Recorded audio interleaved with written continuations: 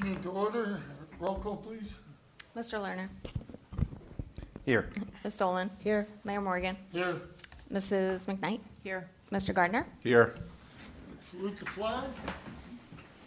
I pledge allegiance to the flag of the United States of America and to the republic for which it stands, one nation, under God, indivisible, with liberty and justice for all. Nadine's here. It's a public meeting, Borough Council, Borough of New Providence, County Union, State of New Jersey. Adequate notice has been given in accordance with PL 1975, Chapter 231. That an annual notice of revision was made in Section 13 of the Act. I need a motion, read the title for Resolution 2A, please. Resolution establishing March 24th, 2026 as the date and 7/17 as the time, and the Municipal Center as the place for the holding of a special session of the Mayor and Council of the Borough of New Providence to discuss affordable housing matters with the borough's legal counsel, at which time the public will be excluded. Can I have a motion, please? So moved. Second? Second. Roll call, please. Mr. Lerner. Here. Ms. Dolan. Yes. Mrs. Jeffrey. Yes. Mayor Morgan. Sorry. Mrs. McKnight. Yes. Mr. Gardner. Yes. Looking at me like, what? Tried to sneak one in on me. Just to see if you're listening. Yeah. Okay.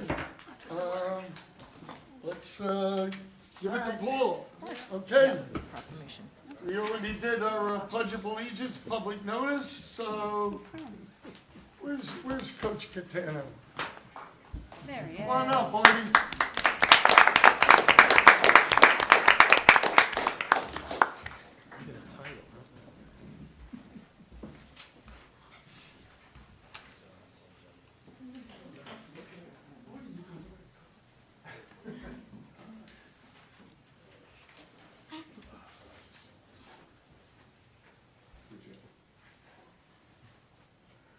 Whereas Art Catano is a lifelong resident of the Borough of New Providence, as well as New Providence High School alumnus, class 1973, and a legendary longtime head coach for boys basketball team at New Providence High School for over 40 years of service.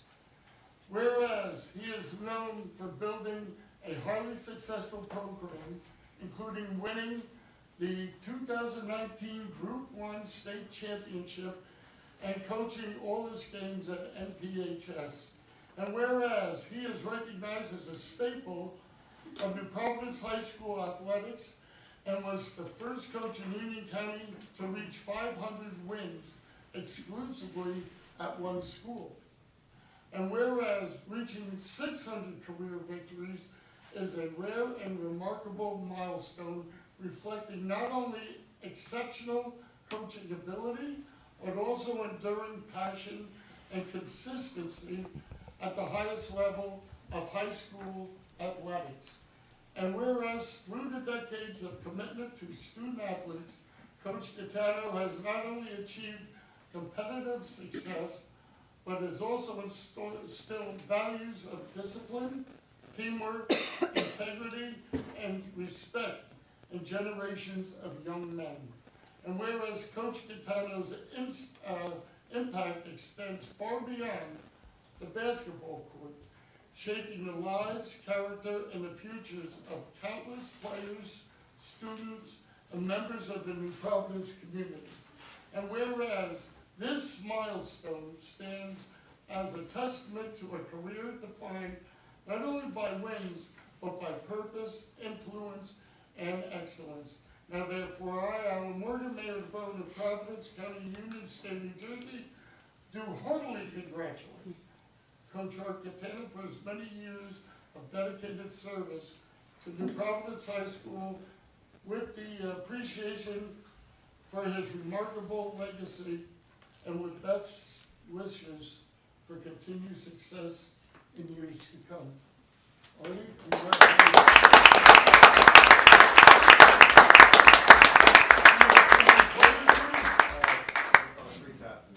Yeah, let's bring this. Freshman coach, Coach Solomon. Yeah, let's bring him up.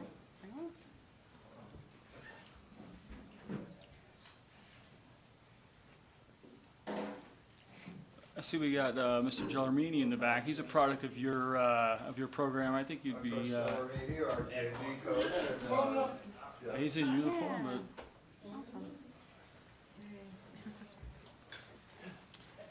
And you're gonna be getting paid for this. Come on over here, Mike. I'll come over here. A bounce it along. Nice. Very nice. Good stuff. Good.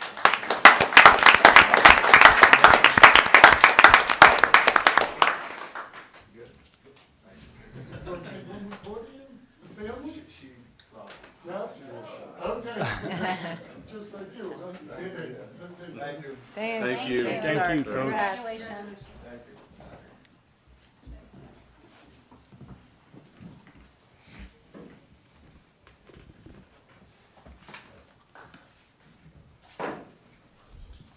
Okay. Let's go to public hearing. One, please read the title. Ordinance 2026-01 is an ordinance of the Borough of New Providence, County of Union, State of New Jersey, amending zoning ordinance. Can I have a motion, please? So moved? Second? Second. Okay, what this ordinance amends the Borough zoning code to support the development of affordable housing in accordance with the borough's housing element and fair share plan and a January 27, 2026 mediation agreement related to the Affordable Housing Dispute Resolution Program. If anybody has any comments about this ordinance and this ordinance only, please raise their hand, give their name and address. Seeing no one, I declare the public, Is that the one that has St. Andrews and all that in it? yes. Okay, Yes. then yes. Okay, Lots of us do. just come up, give your name and address. Sure, I'll go. My name is Eric Waters. I live at 394 South Street. I have a couple questions about a couple of the numbers in the proposed zoning. I noticed that with regard to the setback from South Street, I live directly across from the St. Andrews property. It says 25 feet. And the pastor has said in a public statement that he posted on Facebook that the Great Lawn will be untouched. I don't see how those two things can both exist. The Great Lawn is good 75 to 100 feet deep. So 25-foot setback zoning on South Street is incompatible with that. So I don't know if you guys are aware of that or that this request was made, I don't know, not considering the statement that he made, but I certainly think that should be considered before this is approved. The other question I had is with regard to Eastern Drive, 40 feet. I don't understand that because St. Andrews does not abut Eastern Drive. So are we saying that they can build right up to the back of the houses that are on Eastern Drive? I don't know if you understand what I mean, but like 40 feet from I Eastern understand Drive what would you're literally saying. be the back of those properties, so like they could build exactly to their property line. That would be surprising to me. Those are the main two things that I had. I mean, I'm just wondering if the pastor has a site plan that shows how these units could be fit into the property without touching the Great Lawn. I'm curious if that exists. If so, I think that we should all see it before this is approved. That's all I had. I don't know if anybody else wants to go. Okay, Paul, you want to address that? Since you've been in court with all this, Well, I can't address the specific questions, but in terms of holding things off, we can't. This process, I'm sure is upsetting. It's upsetting to me and aggravating to me. But the legislature set this process down and basically crammed it down everybody's throats. I don't think that's the question I'm asking, though. No, let me just finish. Go ahead. Just so but you that's- understand, It's okay? definitely not what I'm asking. I'm I not angry, I'm understand that's not not what you're enraged, I'm not anything of the sort. I appreciate I'm asking a that. number I question about appreciate that, the but zoning, that's you've ordinance asked- that's being proposed to, written into law today. You've asked that it not be written into law today.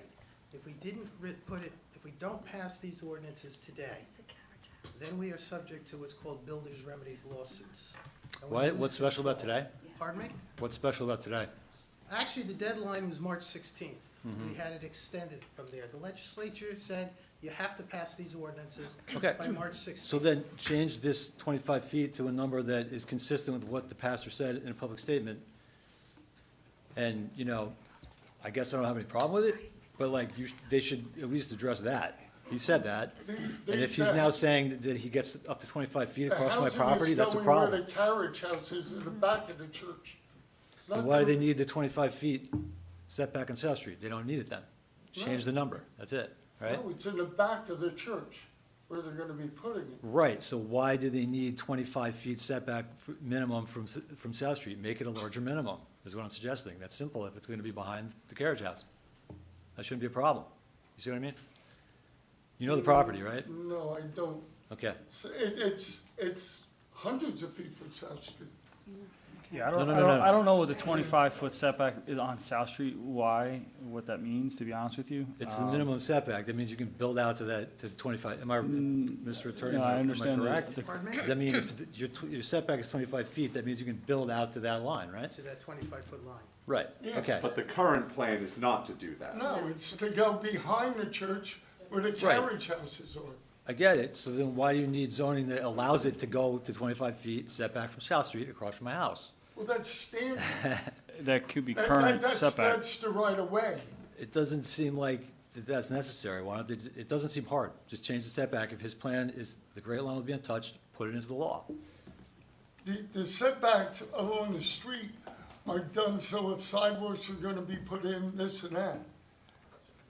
Nobody's planning to put But what's housing being, up to 25 feet on South Street. but Mayor, what's being done is writing a law. So once it says 25-foot setback, the pastor can change his mind, and everyone can come back in next year, and No, there's a they have building to- 25 feet from the road across from my house. That's a problem. I think you'll hear the same from others.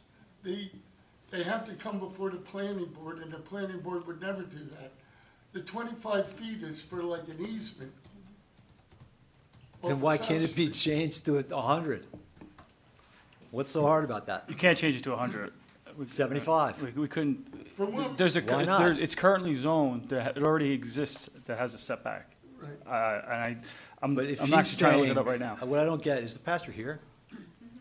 Okay, maybe he can come up and answer that question. If he says the Great Lawn will be untouched, why can't this number be changed to a greater number? Simple. Seems very easy to me. So it's not that easy. Why? Because you had a presentation, an introduction on the 10th.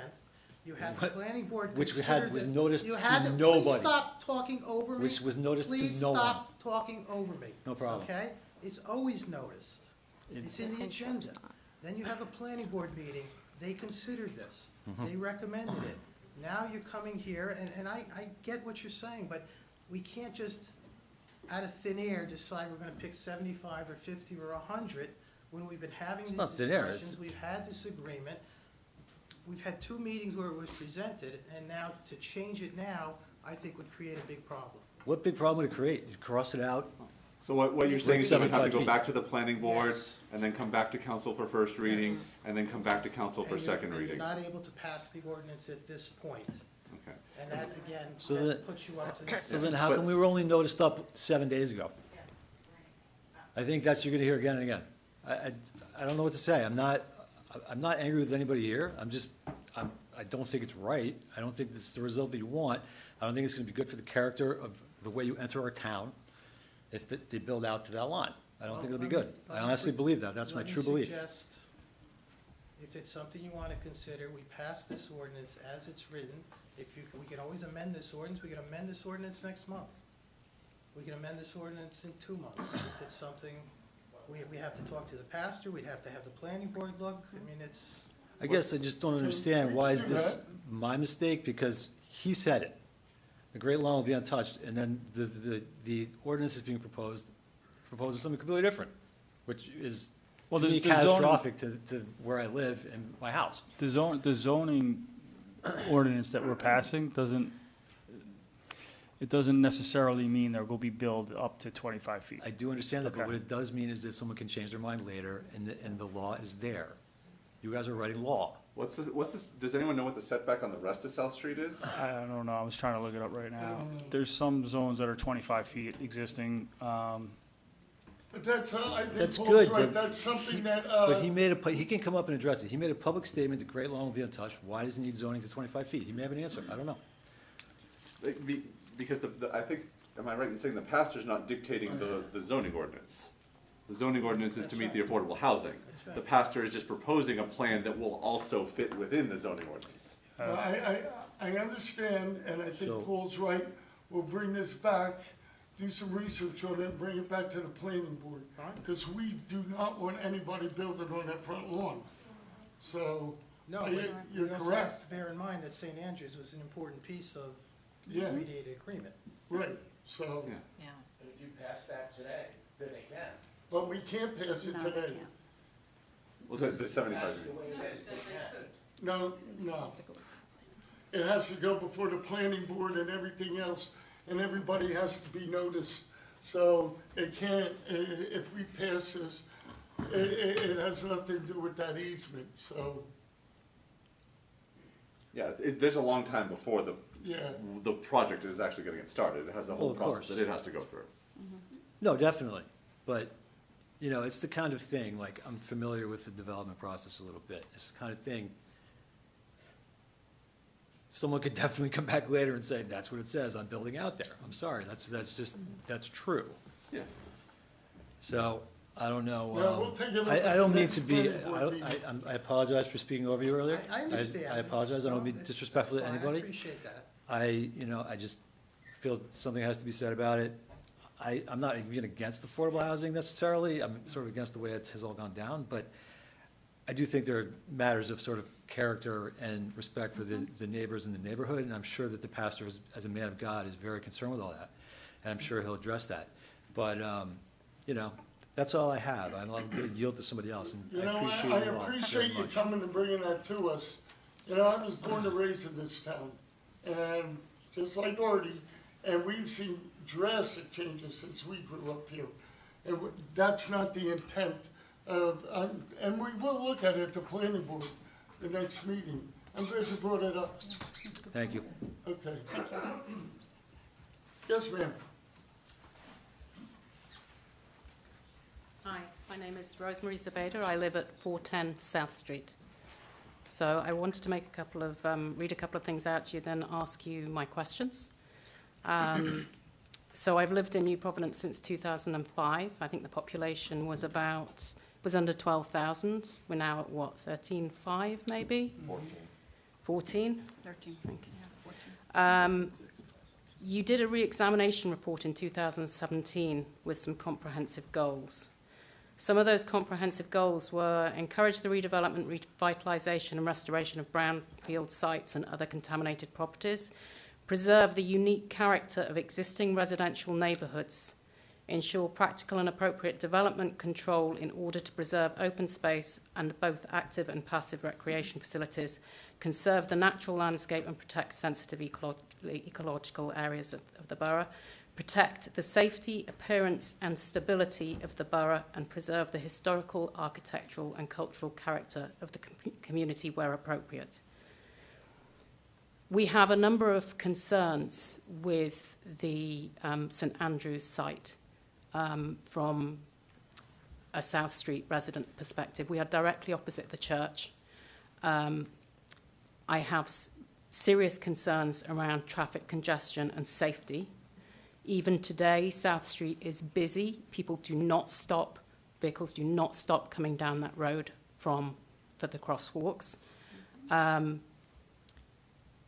There is a proposal to put 500 units up in Nokia area, my understanding from reading everything, and 68, if I'm not mistaken, in the Lantern Hill area. All of those residents and the 24 that are being proposed to be put across the road from us, all of those, their direct route into and out of town is South Street. Union is 25 miles an hour and does not go into town. Maple has some restrictions and again, doesn't go into town. All of that traffic, all of that additional congestion is coming down South Street. So from a safety perspective, there are safety concerns today. There are regular accidents with cars coming down too fast, going off into neighbouring properties, whenever there's ice, rain, snow, even when there's not. I think it's a hazard for any families in terms of crossing the roads and things. In terms of aesthetics and quality of the housing, I do have concerns. Most of the affordable housing that is being built amongst property developers' developments. Here we're talking about 24 units which are all low-income housing. So I do question the quality and the standard to which those buildings will be built to ensure that they're put and built aesthetically in accordance with some of the surrounding properties. A number of us live in, historic properties in town. And if we're talking about building something that's like Murray Hill Apartments, then that's very different to Hansel. It's very different to the houses opposite on South Street. So that is obviously another big concern. Unfortunately, I agree with you 100%, and I think everybody up here on council agrees with you about the housing. It's mandated by the New Jersey Supreme Court. We have no control over it. What we did do, it goes to the planning board. Now, Toll Brothers wanted to put 104 units in. We worked with them to eliminate 23 units, change all the architecture to pretty much match the neighborhoods. We're well aware of what you're saying, and we'll do the best we can to accommodate what we have to accommodate. But it's, like Paul said, it's really out of our hands. I appreciate the fact that, Mount Laurel doctrine has meant that your hands are tied with that regard. However, your hands are not tied necessarily where the housing and the development takes place. And I think there needs to be some thought in terms of you're talking about adding more in the middle of South Street when all the additional housing that you're sticking up there is 570 units, effectively, all will be coming down that street as well. I know the county is looking to do some renovations. They're not our roads, so they're county roads. So they're looking to change signals and doing a lot of things when all this stuff starts up on mountains. So I have no control of what the county's doing. Understood, but then I guess my next question is, are we going to end up with traffic lights outside of my house opposite the church in order to help with the traffic flow? I'm sure the traffic lights are where they are now, down on Central. Like we've been asking for hours on Central and South for years. Right. I mean, that would alleviate a lot of problems, but we're dependent on them. Right.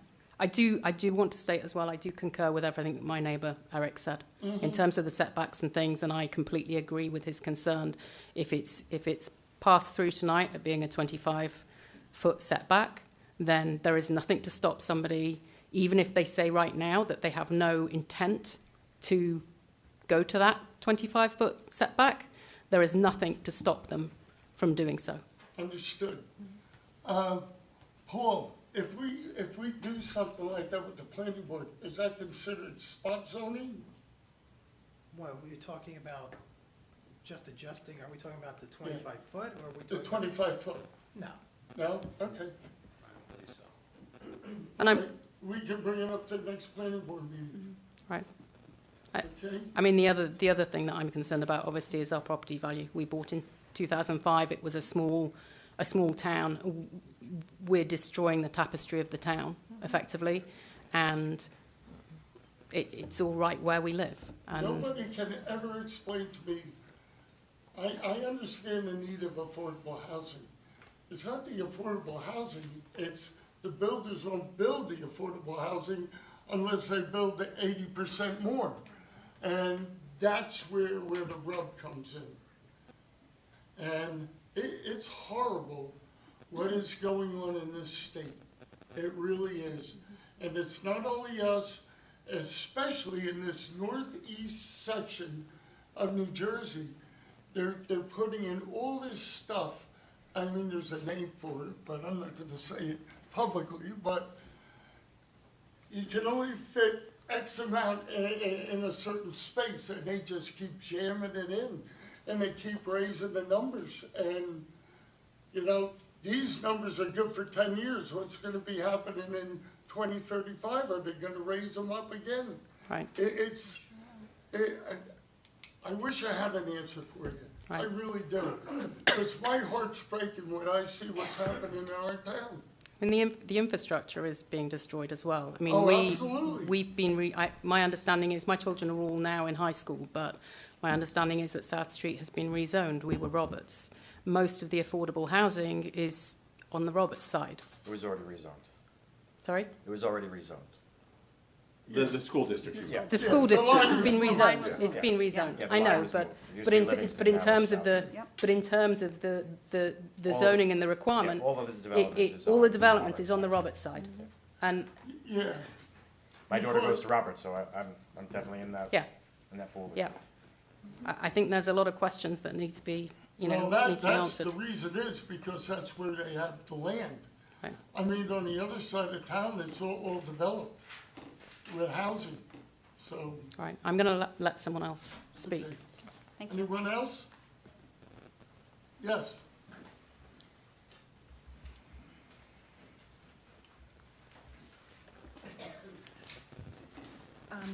I'm actually here on behalf of my parents. My parents live at 20 Ethan Drive, which is directly behind St. Andrew's Church. And more importantly, it's directly behind the parking lot that is owned by church. St. Andrew's, yeah. So from what I understand, my brother is also with me. We both met with, You need your name, I don't think. oh, I'm sorry, my name is Fran Jakowitz, and my parents are Frank and Lorraine that live at 20 Ethan Drive. So when we met with Pastor Gunn, he proposed to us to purchase my parents' home, to build the affordable housing on my parents'.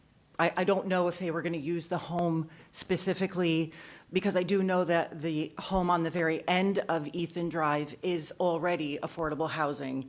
And then there's the house that's next to that, and then there's my parents' There's house. 3 houses after that, right? Yeah, well, there's the affordable housing that's on the very end, across from Dr. Lake's business, and then my parents are there. So one of the major concerns, and I do have a video, and I implore you to see this video because it really does speak for itself.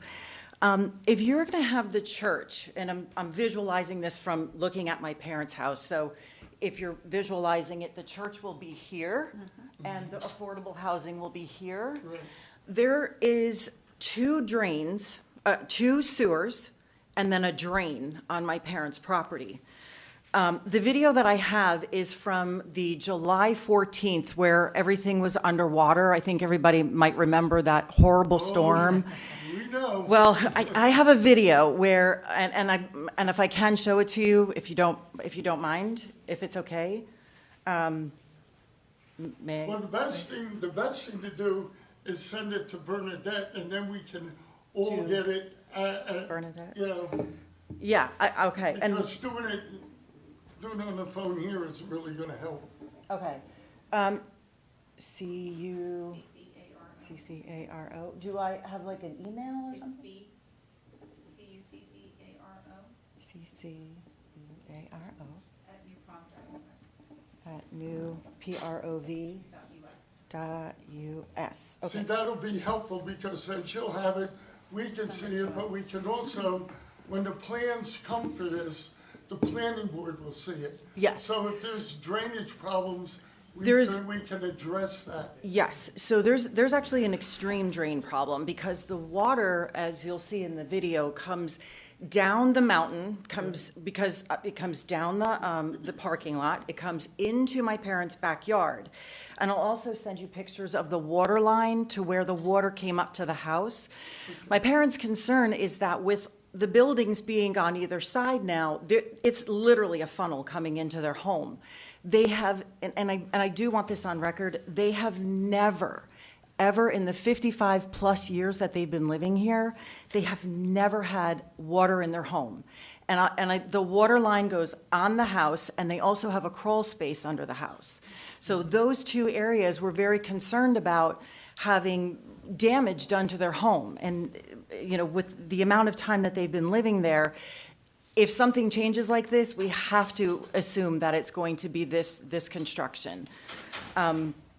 So I do want to make that a strong point. The other point that I'd like to make also too is that if you're going to have 24 units, and 24 units is going to potentially, and I'm just roughly estimating this with a mother, a father, and possibly a child, you're looking at 72 people. Now, because I grew up there and I know this area, that's a very small area behind the carriage house. That's not a lot of land. That's not a lot of, I don't know where all the movement's going to go. But if you're looking at just 3 people moving into one unit, you're looking at the potential of 72, possibly up to 100 people living in that one small area. And yes, it does decrease the property value. We're all very well aware of that. And again, I don't know if this is something that's even a possibility or even thought of. But because we've lived there for so many years, there's the Murray Hill Apartments. And and again, I don't know if this is a possibility, but those apartments are already established. With those apartments being already established, instead of perhaps purchasing my parents' home or the homes that were next to my parents' home, why not purchase a portion of those apartments that are already established? They're made of brick. They're not going anywhere. They're stable. It's not going to increase congestion. It's not going to, we're not going to have the new build that's going to be going up there. We're not going to have the water issues. We're not going to have, possibly even property value being destroyed. When we met with the pastor, the purpose of the units was to also help with the finances of fixing the church. So that finances, that if he could purchase perhaps a portion of the apartments, then using that income to fix up the church, then it's kind of like everybody wins. He gets the opportunity to have that money to help fix up his church. We don't have additional buildings being built because they're already established there. I mean, I don't know how much money is going into the 24 or the proposed 24 units, but if that money could be used to perhaps purchase something that's already existed, then everybody wins. The town's not buying the property. We don't buy private property. Right. If the church wants to buy it, the apartments is a private entity. If the church wants to do that, that's up to them. But I guess I'm sorry, I guess I'm force people to confused. buy. But I thought the money that he was getting was to build those units. What money? What money The- he's the- getting from a developer, not from the town. Okay. The town doesn't buy property to put affordable housing on. So there's no possibility that there could be another option besides something that perhaps is existing to perhaps purchase or to perhaps turn into? We've looked at everything over the years. We've been working on this since, 2016? Mm-hmm. And we were always fully compliant, and then they come up with the new numbers, and it blows everything out of the water. Mm-hmm. Well, I guess one of the main concerns also too is the 2 sewers that do back up and the drain that's also there. I mean, how will these be addressed when? You'll have to come to the planning board meeting when the plans are submitted. They have to conform by RSIS standards. and the water flow has to be better than what it was when they started. They'll probably put underground retention basins, things like that, For rainwater. for rainwater. And there are permeable coverage laws, right? Yeah. So, I mean, so am I asking, is this something that's actually going to improve the situation It that we should. have? Theoretically, it should. And, It should. and hopefully the flow will be a lot better too. So- They have to increase the pipe size and things like that, going to Ethan and then down. And they'll Well- have to do that too. Well, they're also very concerned, they don't want anything touched as far as their gradation of their home, because what happens is it ponds in the backyard, and then it actually flows down the driveway Understood. and down, you know, it doesn't affect the house. But the concern is if it does affect the house, then it's, you know, obviously my parents are in their 80s and 90s, they can't afford to have this happen. No, I understand. We'll do everything we can on the planning board side to mitigate any problems. So, I mean, if there is, can I, you know, if there is any damage done to my parents' home, and again, I'm just thinking in future terms, what do we do? You'd have to call your insurance company. I mean, there's, But in 55-plus years that they've been living there, there's never been an issue. My concern is that with this happening, and there is an issue, this is no fault of their own. well, This is something that's been done by the town. and you can't go by that rainstorm in July because that was like a 500-year storm. And they didn't have water. They didn't have water in their Bless you, house. Because I got some. Well, but that's the point I guess I'm trying to I mean, make. They there's a lot of didn't. people that never got water that, you know, got it. But I hear what you're saying, and the planning board will look at it. And I invite you to come to the planning board meeting and listen to the engineer. They Okay. could give you the answers, and we'd be happy to show them all the information you sent. Yeah, well, I'll send all the pictures of the back of the house so Yeah, you can please. see what our concerns are. We're Yeah, very no, I concerned. get it, yeah. Okay. Yeah, Thank you. that's a specific thing that the planning board does deal with. They will look at all of that water issue, all the pipe issue, and they Lot will of address it. detail. A lot of detail will go behind every aspect of development, for sure. Yeah, it's just the funneling effect, because you're having one building on one side, you're having another building on the other side. Water only runs down. My concern is, where does it go except for their backyard? And that's where it went. So, you know, that's, Yeah, the developer will have to model that all out Thanks. and look at all that. and possibly maybe put in additional drainage? Is that Yes. some, And they'll put in About a the retention wells. basin. Yep. Catch basins. yeah, there is a drain on their property right now, and that thing, all of it overflows. The sewers are overflowing, the drain is overflowing. It's almost like the water's going, well, it's coming down their house. They'll probably have It's to not put going. in a few retention basins. On the St. Andrews property as part of the Yes. project, in addition Yeah. to what you're talking Yep. about. Right, Yes. so, all right, thank you. Thank you very much. Thank you. Thank you. Yes,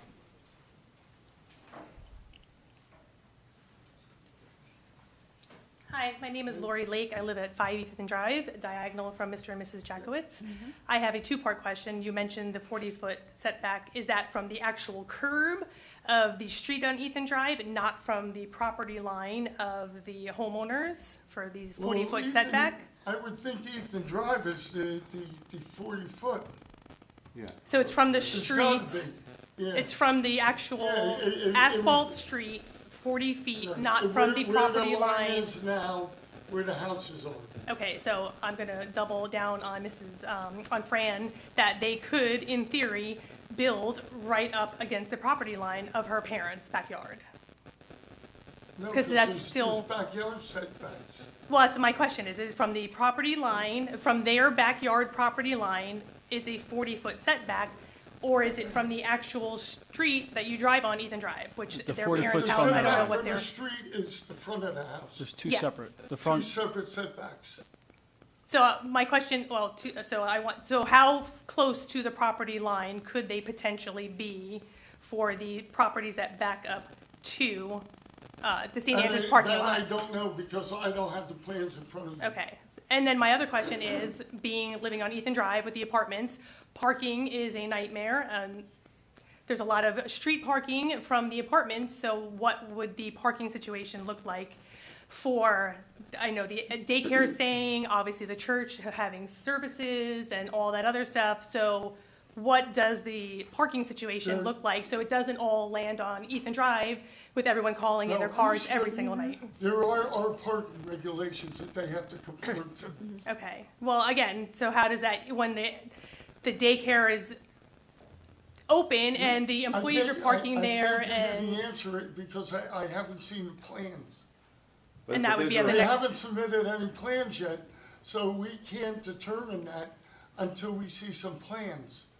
But there is a requirement for dedicated parking that goes along with the development Yes. on the property, so that there has to be a sufficient number of spaces Right. by code. would it be, I'm assuming, 2 spaces per unit, something of that I mean, nature? It could be like garage or tandem parking, Yeah. like But for townhouse. by apartment, there will be a requirement for parking. So And- that is part of the plans that we will see. And is there garages attached to the, I I'm haven't not seen the sure. plans yet. I haven't seen the plans. and that'll be at the next planning board meeting? Well, by the time that all goes through, that can be, And well, who knows how long it's next, gonna be. when they submit plans, then you'll get noticed. We have to notice everybody within 200 feet, Correct. so you'll get noticed when that is. when that comes up. So once the plans are set, I mean, is that like a done deal though? No, Or is that something that can go You- back and you forth and have get every right adjusted to to? speak. Okay. And like the engineer, the architect, they'll give a presentation. The public gets to ask questions of that individual, that professional at that time. And then after the whole thing's done, then you can ask more questions. Okay. Parking Alright. ends up being Okay. like a huge concern, even for the Toll Brothers property. I think they had 3 meetings alone that were just about parking, like hours and hours. It was more long. than that, Yeah. but, okay. Yeah, the planning board is very thorough. When an actual plan comes through, every aspect will be discussed, every aspect will be presented, and people can come with their questions and discuss at that time. Okay, and I have one final question, because I know the current house that used to be the kindergarten nursery school is not part of the plans. Is that something that's gonna be grandfathered in as a standalone home, or is that something that could be subject to? I haven't seen the home. I haven't seen the plans. I don't know. I Is don't that know something exactly that- what they're planning. Is that something that the town, I don't know if the town could do it, could require that to be a standalone, single home and not be incorporated into the building? To, again, there's 4 houses on that side of the street, there's 3 houses on my side of the street. Well, I think that whole block is multifamily, so we'd have to check the zoning. Okay. All right, thank you. Okay, Thanks, Warren. yes, ma'am.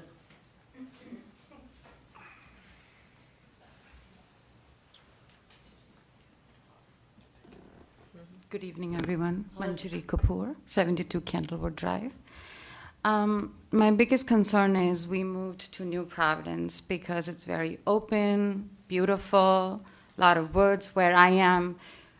My backyard is towards Lantern Hill. So it's all wood, beautiful.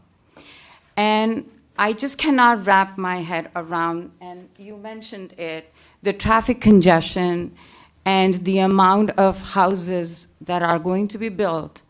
Plus, there is also proposals to build more things next to Lantern Hill. There are some technological development, things like that. What will be the plan for controlling the traffic congestion, especially on Mountain Avenue, South Street, leading into Diamond Hill and Union? Because that itself has so much traffic right now with properties being built where the Nokia was and St. Andrews. It's going to be a nightmare. Well, as I indicated, those are county roads, and they're gonna reconfigure them, from my understanding. The police department, they came with a plan to the police department, and they said, well, that's not gonna work. So, I mean, they're not even gonna even start with that until they get plans for Nokia. Because they don't know exactly what's gonna be going on up there, and if they have to add a lane or whatever. But I know they're talking about changing the traffic signals. But changing the traffic signal, I can't change the traffic. This is court mandated. I understand And if that. we do a builder's remedy, what that means is that a builder can come in and do whatever they want, and they, you know what? They don't even have to abide by the zoning. But as a city, we can't- do have some rights. We have no home rule at all, really, anymore. The state has taken home rule right out of everything. The little bit that we can do, we do. And I wish I had better news. It frustrates me more than anybody. Like I said, I was born and raised here. I never expected all this stuff. But every town is going through this, and it's horrible. And I don't understand, what I really don't understand is how they're building all these units in Hudson County, Hoboken, Bayonne, Jersey City, all these places, and they're exempt from the state number. Why? Nobody, to this day, nobody can give me an answer. Why is Montclair exempt? They're a suburban community. Nobody has been able to tell me that. And I've asked on the state legislature. I don't get an answer. But they're killing all these suburban towns. And even out, I have, when the mayor out in West Jersey, where it's all open space, they said, we have no place to put it because the Highlands Act won't let them build on the open land out there. He said, where am I supposed to put this stuff? Whoever thought of this didn't realize the ramifications that is gonna hit all our communities. They never thought about the increase in population in schools, the traffic, the sewer plant. How are we gonna process all the sewage? Right. I mean, the parking, everything, and, you know, And the pollution, the, because if we're going to have so many houses, then there's going to be cars. Water runoff, everything. We're just overdeveloped. But it's, like I said, the home rule is out of our hands. The only thing that we can do is abide by the law. But that doesn't help us, the No, residents. it doesn't help us either. And Except we have to do it. I know- Because if you get the builder's remedy, they do whatever they want. And that's my big concern. Now, there are a number of houses. Can we not say, okay, you are bound by the state law, okay, you have to have these houses built, but can we not say instead of 40, reduce the number so the traffic, I mean, we got to have some say in He's talking this. about miles per hour. No, Can we no, I was reduce talking the number of speed units. limit? He got it. We can't change the number of No. units. We were given a number of units that we had to comply with. So we were given 201 units by the state that we had to somehow find places for here in New Providence. But, and that, by the way, is one of the upsides of the St. Andrews project, right? That Yes. it's a 100% project, so it's preventing another development somewhere else in town that's 5 times the size. So, I mean, it's small in the grand scheme, but it's actually a wonderful piece of this project Huge help. that it's 100%, not the 20% that the builders are required. I mean, the biggest problem is that, yes, we have a need for affordable housing. What we don't have a need for is unaffordable housing. And developers are coming in under the guise of affordable housing and just building massive, high-density housing units.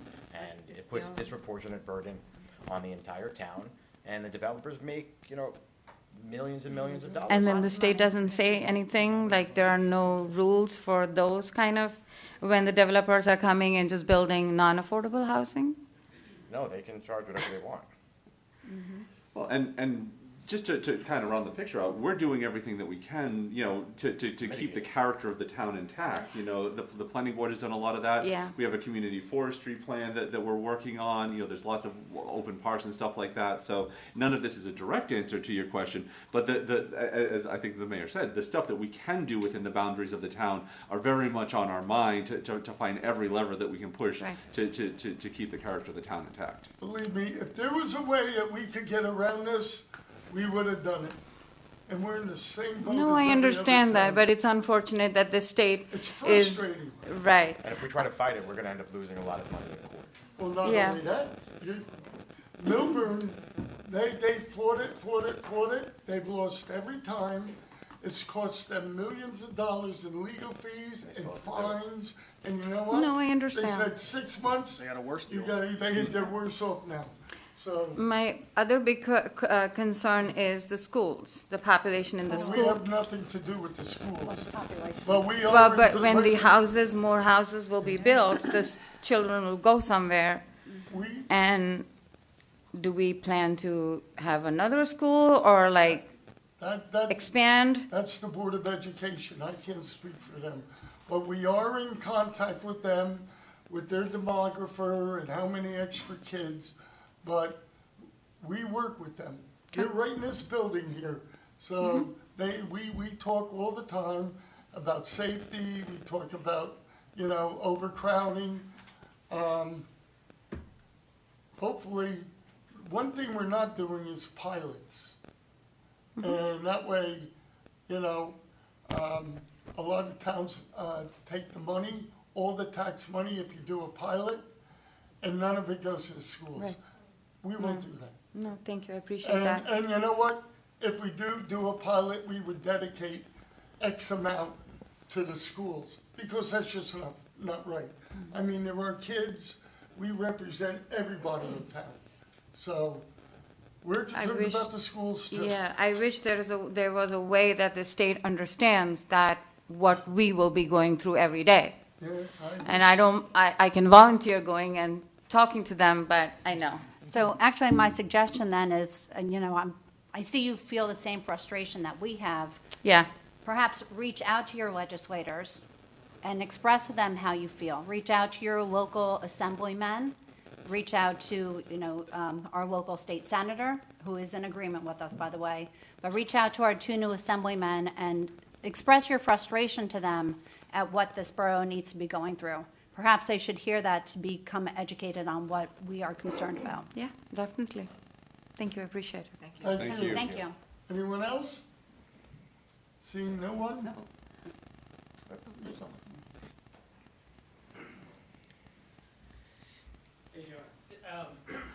Thanks for having this meeting. Sure. Anil Tilak, 55 Hansel Road.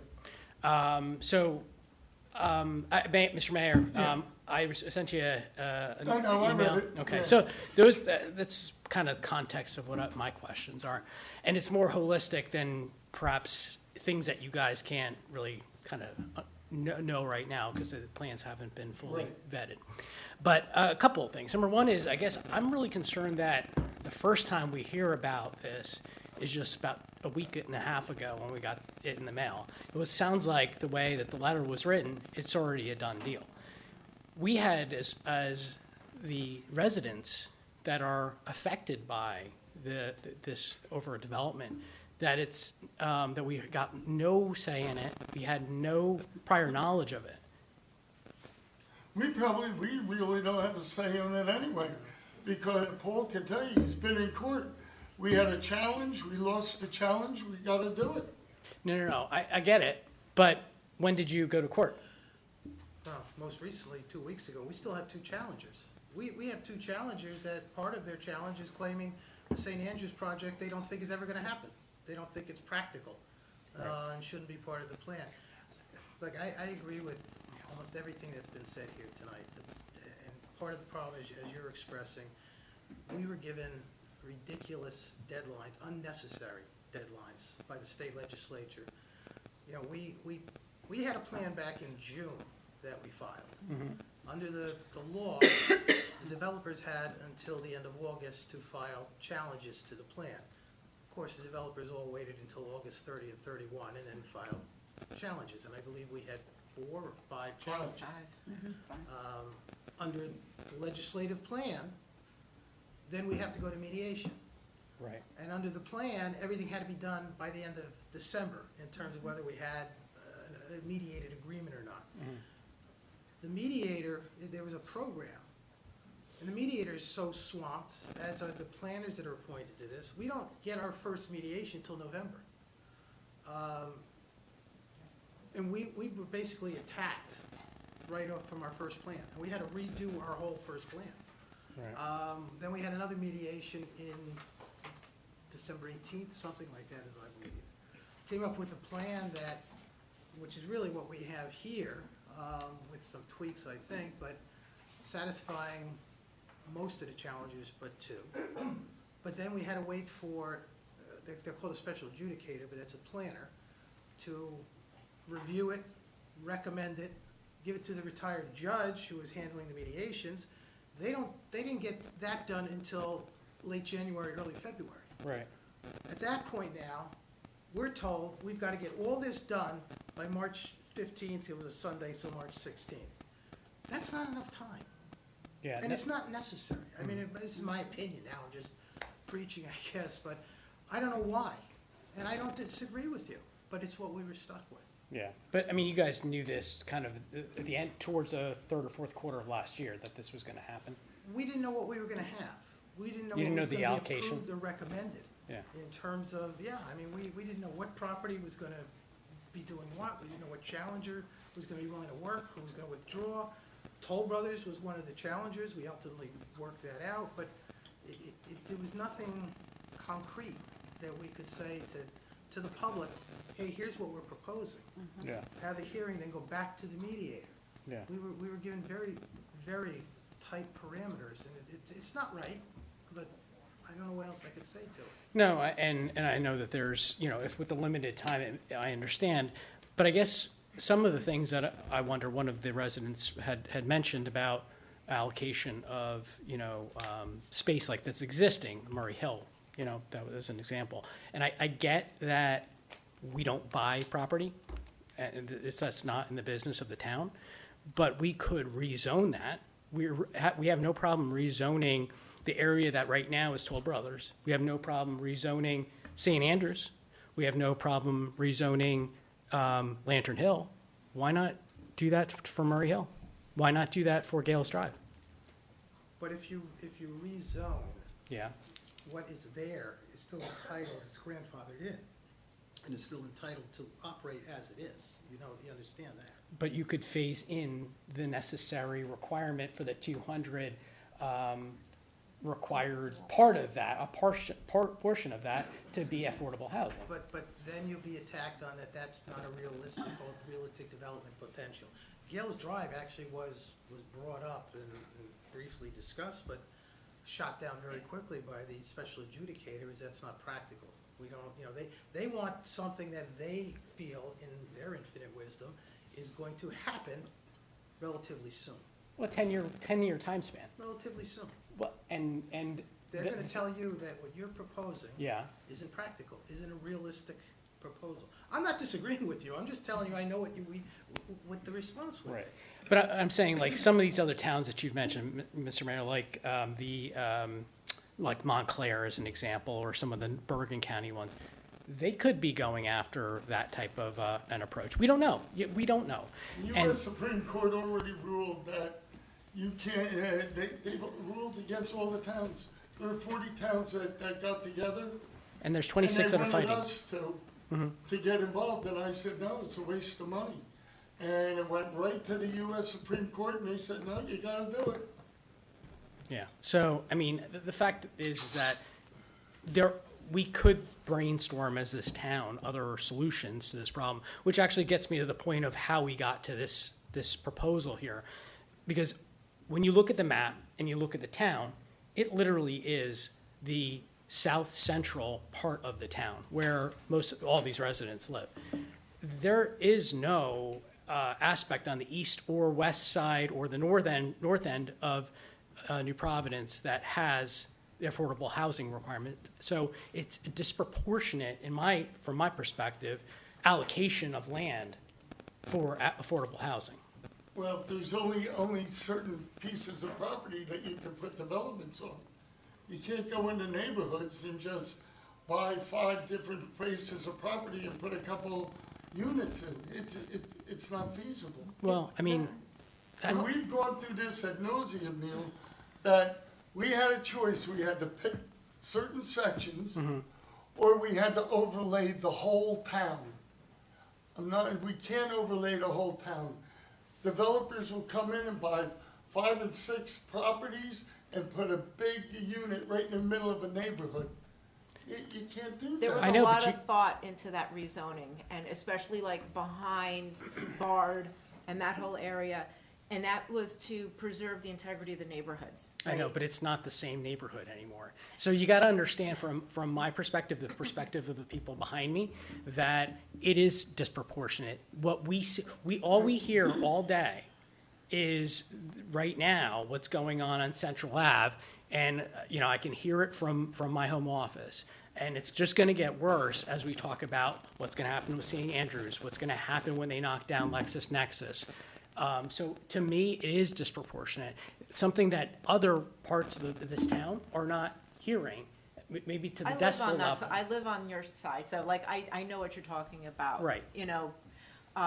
But if we didn't do it this way, like Al was saying, the builders could come in and buy up a couple houses on your block and put in 30 units. I know that's What would prevailing. happen then? I know that's prevailing thought, but again, this is the first time we're hearing of this, and all we've seen is overdevelopment. So it's just from my perspective, and again, only having a week and a half's notice of this, I struggle to think that this is the only solution, quite candidly. Okay. And the last thing I'll say is about St. Andrews is that we're setting a very dangerous precedent if 89% of that property being developed is affordable housing. So 24 out of the 27 is about 89%.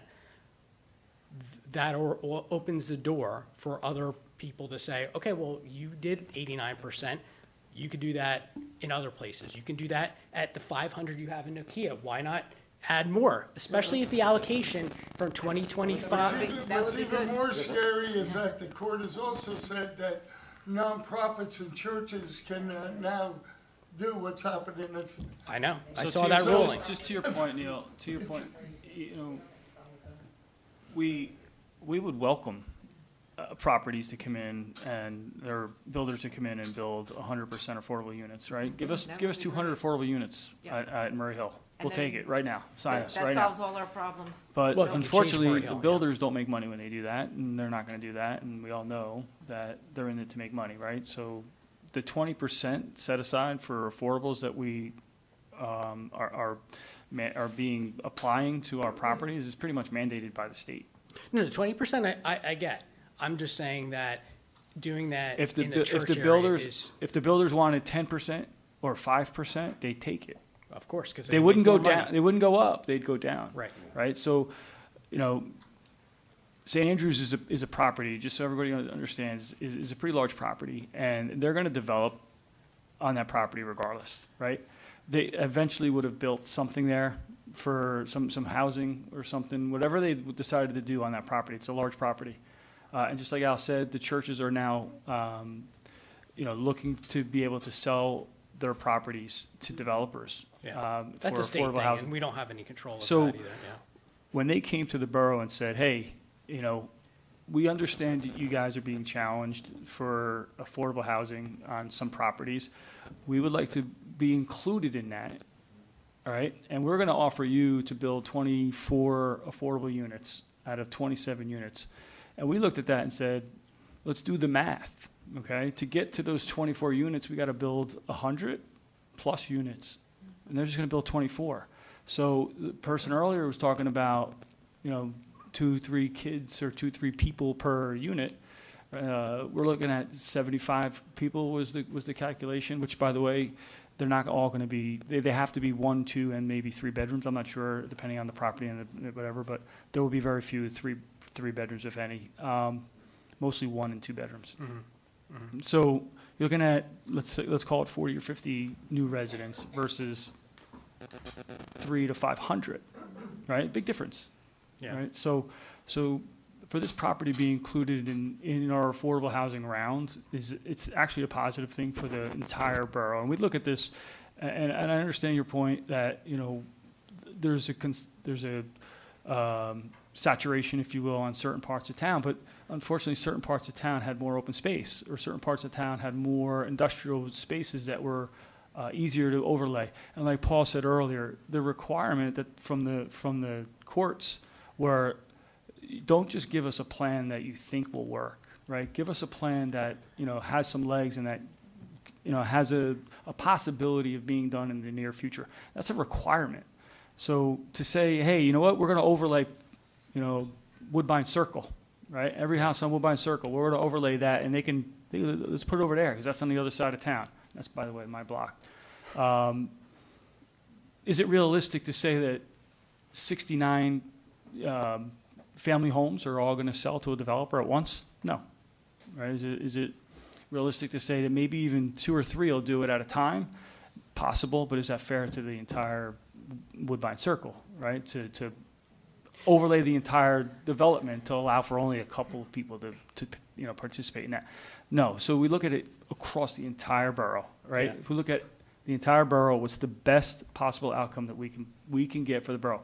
Everybody up here reviewed all the plans that we received, all the challenges we received, and we honestly, truly believe that this is the best possible outcome that we can get for the borough. Yeah. No, and my point, and I appreciate that, Matt, it's just that it would be good for us to have gotten a little more in advance notice than No, I understand the constraints that I totally you guys agree. were I totally agree. with. And as you heard from Paul, we've been talking about this for a few months now in terms of the overall process. Yeah. But the timing itself was absolutely horrible, right? And it was horrible. We were getting plans and we were talking about them, right? We have committees, so the committee talks about it. And by the time the committee talks to each of the individual council members, we're already here at a meeting a day later, right? We see it on Friday, we're talking about it over the weekend, and now we're here talking about it in the meeting. So it wasn't something that the borough mayor, the administration, council was sitting on for a long time going, let's see what we can do with these plans. All this happened in months, leading up to days, leading up to, hours, before it was voted on or being voted on.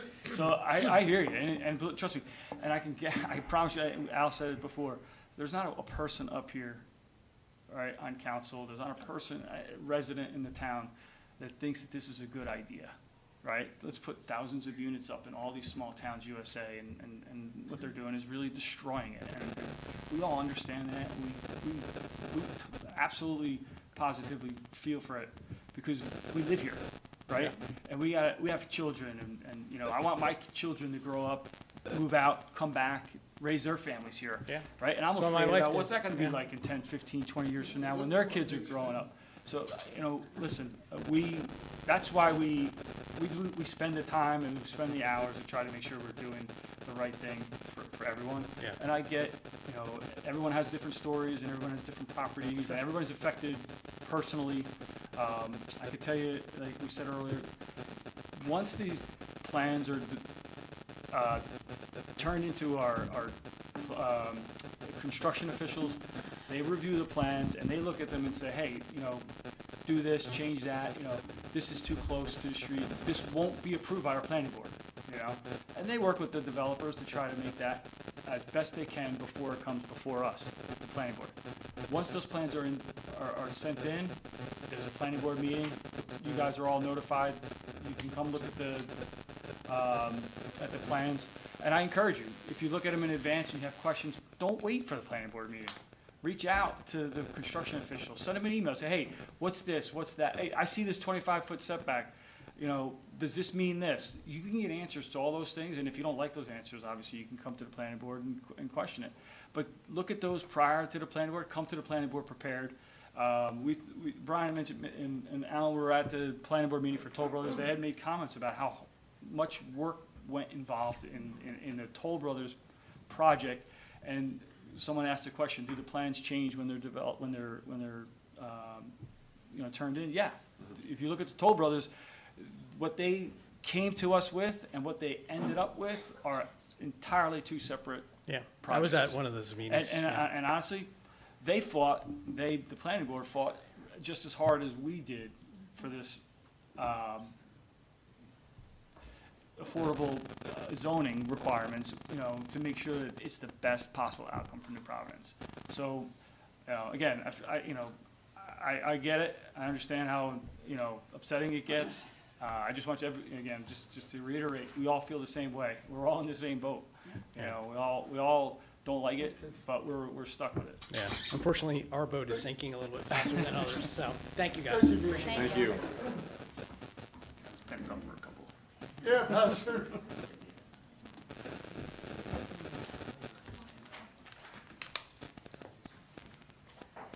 Father Daniel Gunn, St. Andrew's Church, Mr. Mayor, Council, residents of New Providence. I won't go into a lot of details, obviously. We hope that our plan will be done next week, and so we can submit it to the planning board. So we are at that point, our site plan. In fact, I saw one of the surveyors on campus yesterday doing a final thing to get it to the engineer so that hopefully the plan is done. One thing I want to address is about the front of the church. So when we had our own parish meeting, the parish was adamant that they did not want to do anything to affect the Great Lawn, because I don't know if everyone's aware, but there's actually a memorial garden there. And we did at one point. We asked, what would it mean if we moved the memorial garden? And I got to tell you, I would not still be the rector of that parish had we done that. There is a way to do it, but they were adamant that they wanted their loved ones to be able to stay there. So I just want to address the front lawn and saying the only thing we need to do there is we need to expand the memorial garden just a little bit, but it will still be a green space. There are some residents from Hansel who, Neil, it might have been you, reached out to me about a meeting. Obviously, I'm a little busy next week with Holy Week. But I did say that after Holy Week, I would be happy to meet with someone, anyone who wanted to be part of that.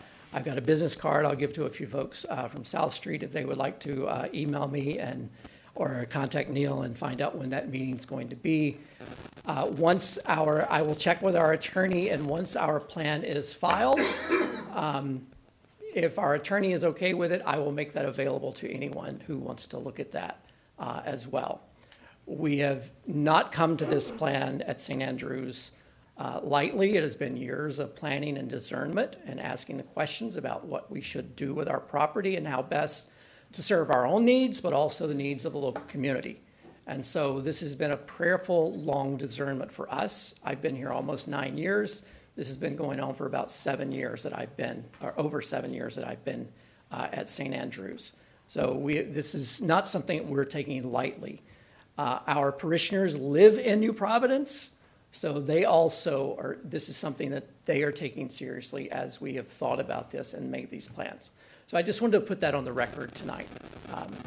And I will pass out my business card if anybody wants to join the meeting again, hopefully sometime soon after Easter.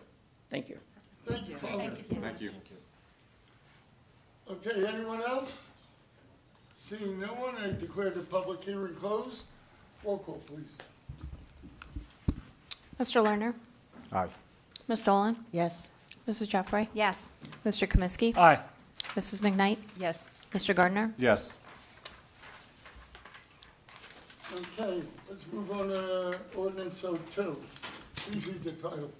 Ordinance 2026-02 is an ordinance of the Borough of New Providence, County of Union, State of New Jersey, amending the code of the borough by repealing and replacing Chapter 275, Housing, in its entirety. Okay, I think it's pretty self-explanatory, but it repeals and replaces the housing of the Borough of New Providence Code and the affordable housing regulations in accordance with the recent amendments of the New Jersey Fair Housing Act. If anybody would like to make a comment on that ordinance and that ordinance only? Seeing no one, I declare the public hearing closed. Roll call, please. I just need a motion to. So moved? Motion. Second. Yeah, how about a roll call? Mr. Lerner? Aye. Ms. Dolan? Yes. Mrs. Jeffrey? Yes. Mr. Comiskey? Aye. Mrs. McKnight? Yes. Mr. Gardner? Yes. Okay, I have an appointment, Joseph Bernadette Ingliola. Okay, on the Diversity Committee. I have a motion, So moved. second, Second. all in favor? Aye. Aye. No, so be it. Need a motion for approval of minutes for March 10th, please. So moved? I'll second. All in favor? Aye. Yes. Aye. No, so be it. Okay, we have correspondence, Township of Berkeley Heights, amendments to the mixed zoning use overlay zone, just like we did. Board of Adjustment for a 67 division. New Jersey Fire Department resignation of Sean Pyle, we thank him for his service. Borough Mountainside, housing elements, same as what we just did. Elizabeth Martin, Ridgeview Avenue, related to flooding issues. The engineer is, I'm told, is going out there next week or the week after to take a look at the crown on the road and see if there's something we can do with it. County of Union, Department of Engineering, about mosquito spraying. I'm sorry, I don't mean to interrupt. I thought we were going from section to section. I don't know, are we done asking questions from Yes. residents? We're done. Just on those On ordinances. the ordinances. Well, I didn't get to discuss section 3. I thought we were going from section to section. I've never been to one of these meetings before, so. What's section 3? Well, I live, should I go up to this podium?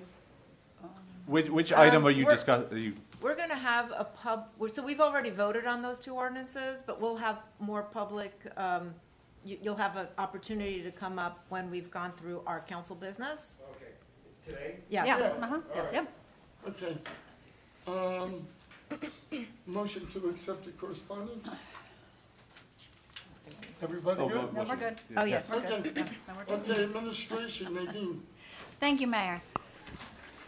Resolution 2026-113 is a resolution authorizing the Borough of New Providence to apply to the NJ Department of Environmental Protection for the 2026 NJ UCF Green Communities Grant. So this resolution seeks permission to apply for and obtain a grant from the New Jersey Department of Environmental Protection Urban Communities Forestry Program in the amount of $20,000 to conduct a tree inventory and develop a community forest management plan based on the tree inventory. Resolution 2026-114 is a resolution appointing McKinley Mertz of MJ Planning LLC as Borough Planner for the Borough of New Providence, County of Union, and State of New Jersey. So this resolution, before we got to this, the borough solicited RFQs for a municipal planner from February 11th to March 10th, and we received 3 proposals. MJ Planning is recommended to be hired, and McKinley Mertz as the lead representative for the borough. McKinley has previously worked with the borough for nearly 10 years, but with another firm. Resolution 2026-115 is a resolution amending contract term for Susan Gruhl of Higher Gruhl and Associates for professional planning services related to affordable housing. So this resolution recommends Higher Gruhl to remain as special planner for affordable housing through June 30th, 2026, to continue to work on 4th round of affordable housing for the borough. So just to finish up all the work that she did on the affordable housing. Resolution 2026-116 is a resolution awarding contract to Green Touch Nursery LLC for a part-time arborist consultation services for 2026. So we are recommending Green Touch Nursery to work on an as-needed basis to complete a tree inventory and assist with the completion and management of the borough's community forestry management plan, in addition to assisting DPW in planning and development with tree replacement and policies. The next item, actually the next 3, are authorizations to solicit. So the first one is an authorization to solicit proposals for plumbing services. So we are requesting permission to solicit RFPs for on-call plumbing services for all borough-owned buildings, facilities, parks, utility sites, and infrastructure. The borough does not guarantee a minimum amount of work. The next one is an authorization to solicit proposals for financial advisory services. And the last one is an authorization to rebid composting services. So we had put out this authorization before. We received 0 bids, so we are trying to put it out again to see if we can get any bids. Okay, community pool. Thank you, Mayor. Resolution 2026-117 is a resolution authorizing amendment to agreement of lease between the Borough of New Providence and the New Providence Community Pool and Recreation, Inc. The updates to the lease include the borough taking over the landscaping and the insurance for the pool building. The term of the lease will run from May 1st, 2026 through April 30th, 2029. The pool additionally agrees to monthly financial reporting. Might as well keep going, engineering. Oh, Yeah. Matt left, okay. Resolution 2026-118. This is a resolution accepting the proposal of Colliers Engineering and Design, Inc. for additional construction administration services related to the bridge at the community pool replacement project. So we're approving additional engineering work to manage punch list items due to earlier coordination delays with community pool scheduling, which extended the project. Okay. Lisa, So we are going to be doing the budget presentation. Do we have, is it gonna be, are the slides gonna be put up? or- I'm gonna try again. Okay. Yeah. Well, while you're doing that, I'll just give a little intro. So, like I said, tonight, we're gonna be introducing the 2026 municipal budget. Each year, this process gives us the opportunity to assess our financial priorities, consider challenges and successes of the past year, and develop a reasonable plan that meets our community's needs for the current year. The 2026 budget requires a lot of effort, okay? So, and it's close collaboration between the department heads, the borough administrator, our chief financial officer who's sitting in the back, Mayor Al, and the finance committee, which is Brian and myself. So I just want to thank everyone that was, involved in that and put all of their time and thoughtful consideration that you dedicated to this work. Together, we focused on balancing fiscal responsibility with high-quality services our residents expect and deserve. So this year, like in prior years, we continued to commit to our AAA bond rating. We committed to delivering essential municipal services efficiently and effectively, planning thoughtfully for long-term infrastructure needs through a well-structured capital program, and managing rising costs, just like you do at home. The borough has the same issues.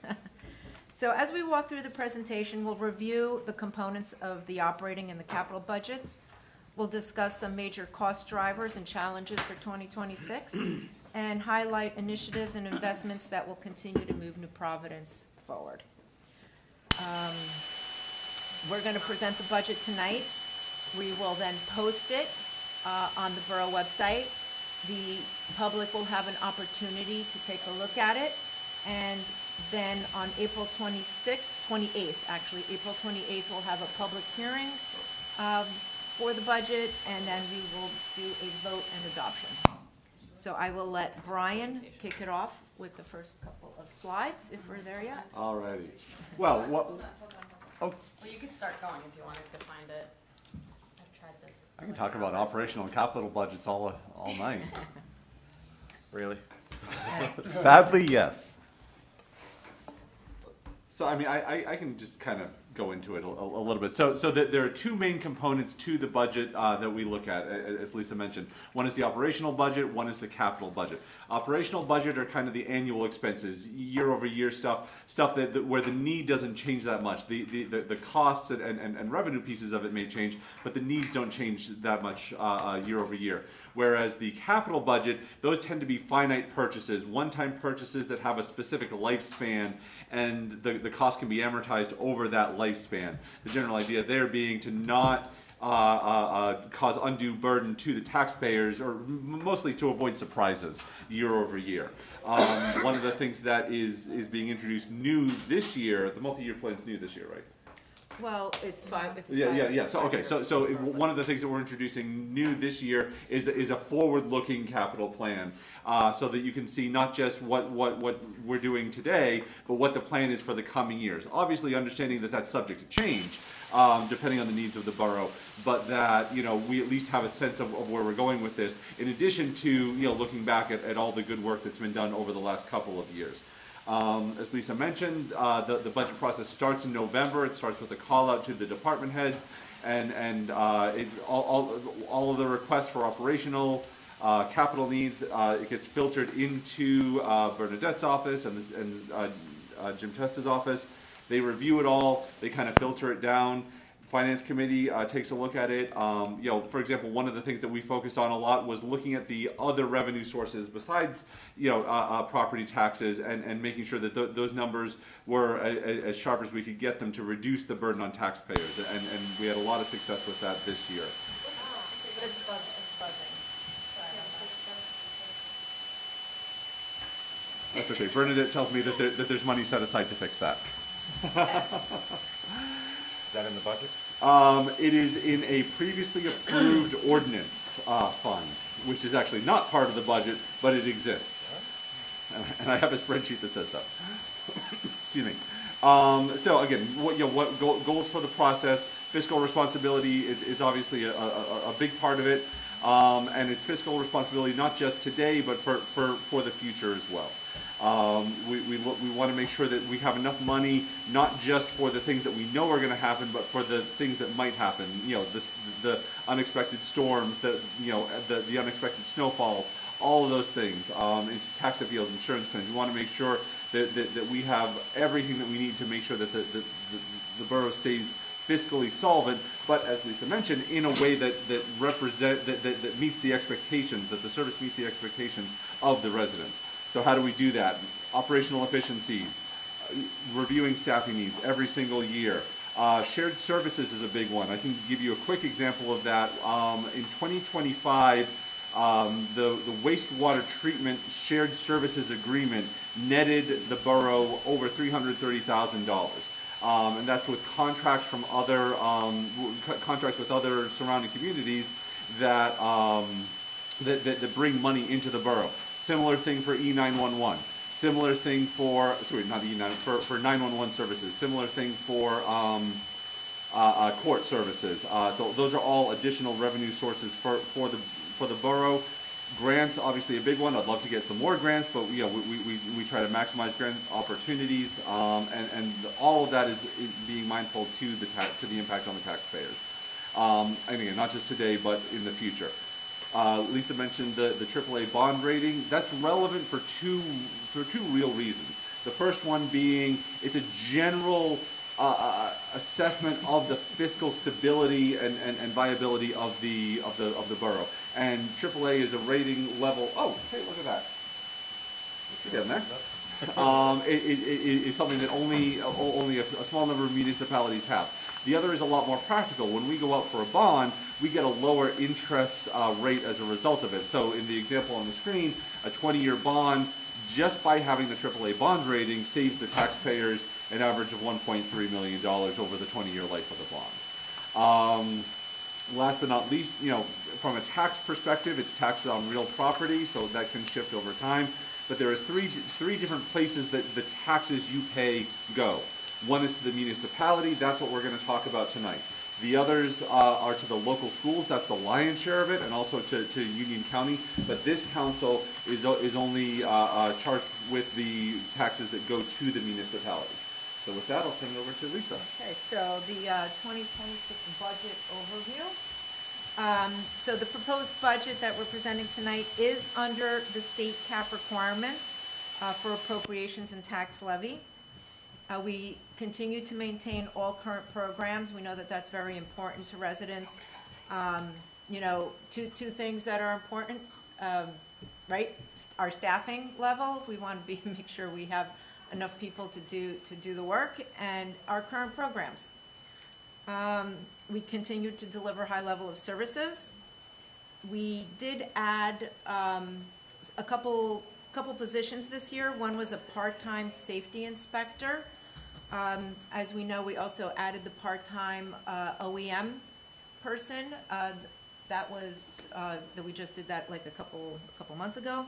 And we also have an additional person at the wastewater treatment plant, which was sorely needed.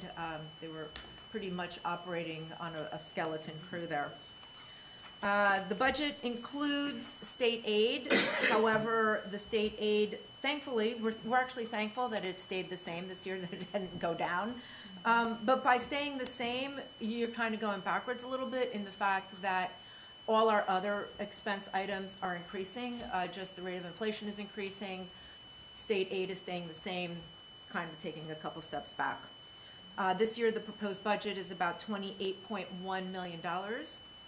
And what this equates to is a municipal tax rate of 3.42%, or approximately $131 additional per year on the average assessed home in New Providence. So if we look at the breakdown, Brian had mentioned before that your tax dollars don't all go to New Providence. I know we've said this millions of times.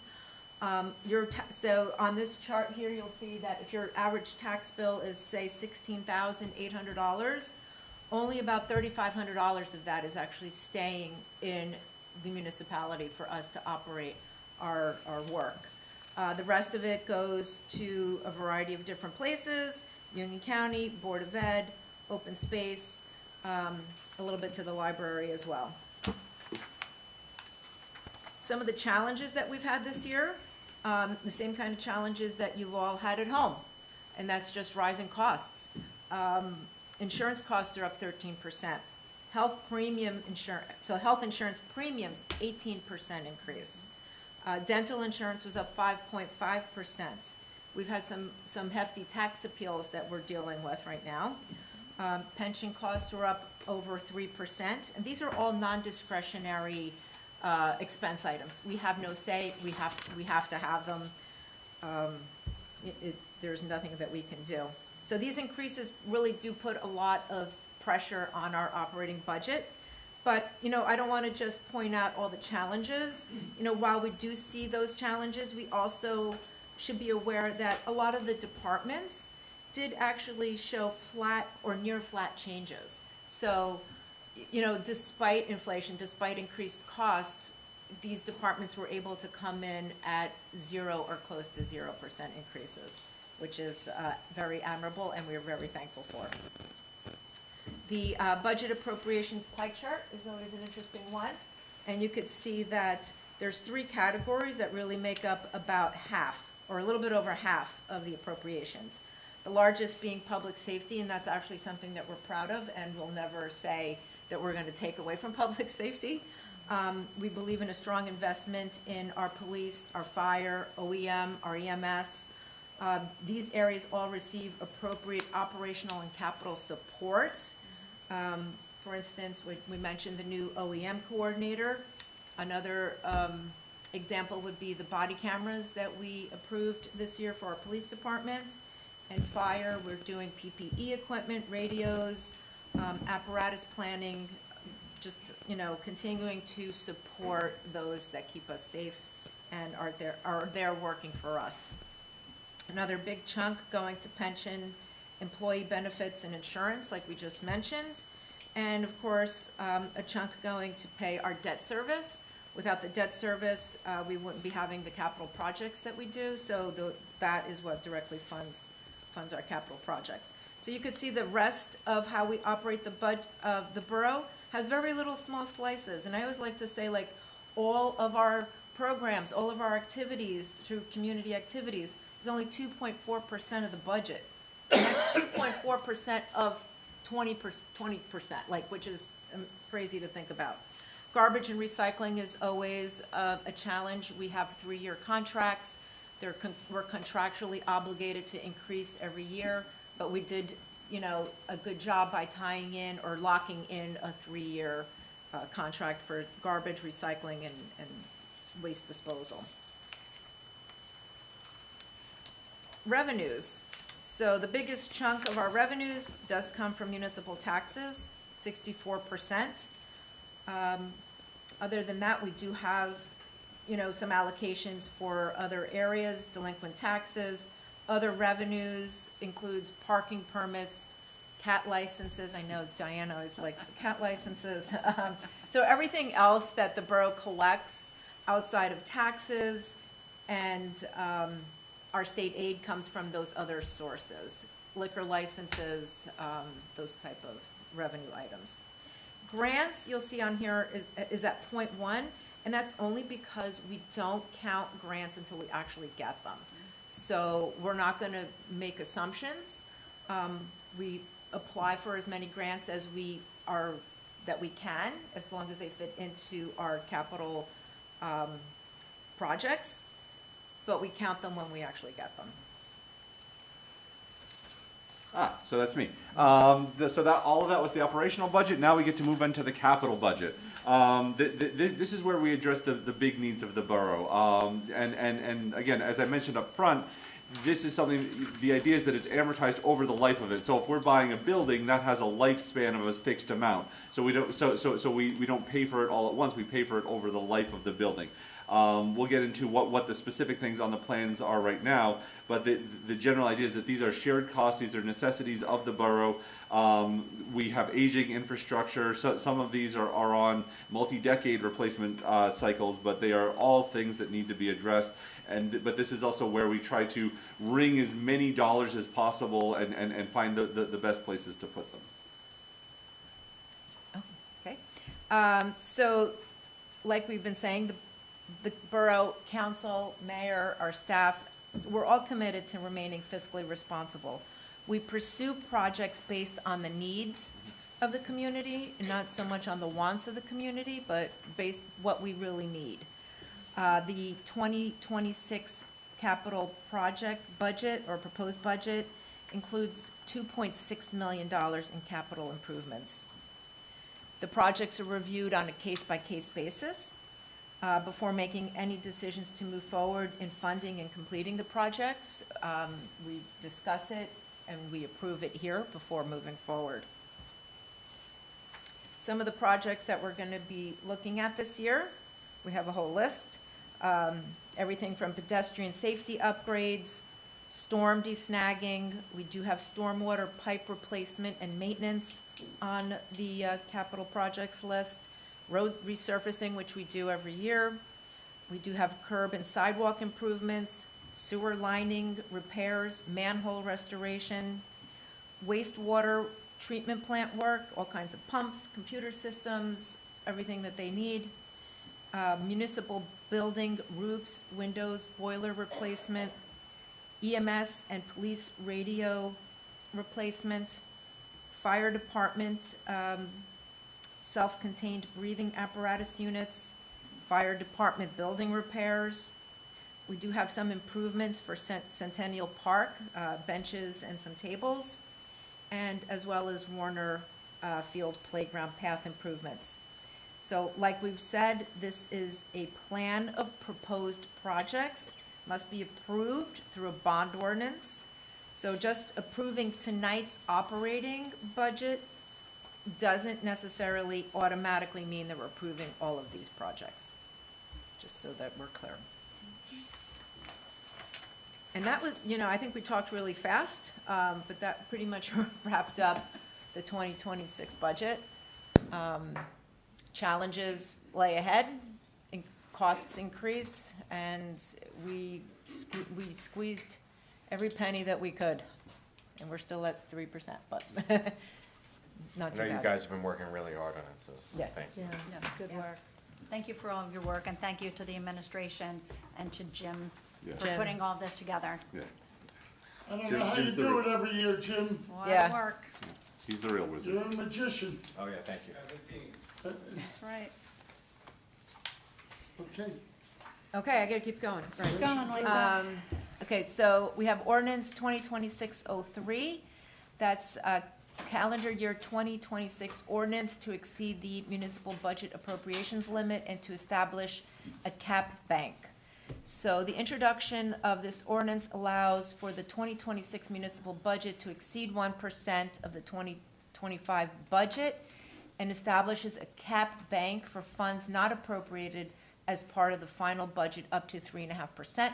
So if we don't use all of it, we can bank it and use it for the next 2 years. So that's basically what that's saying.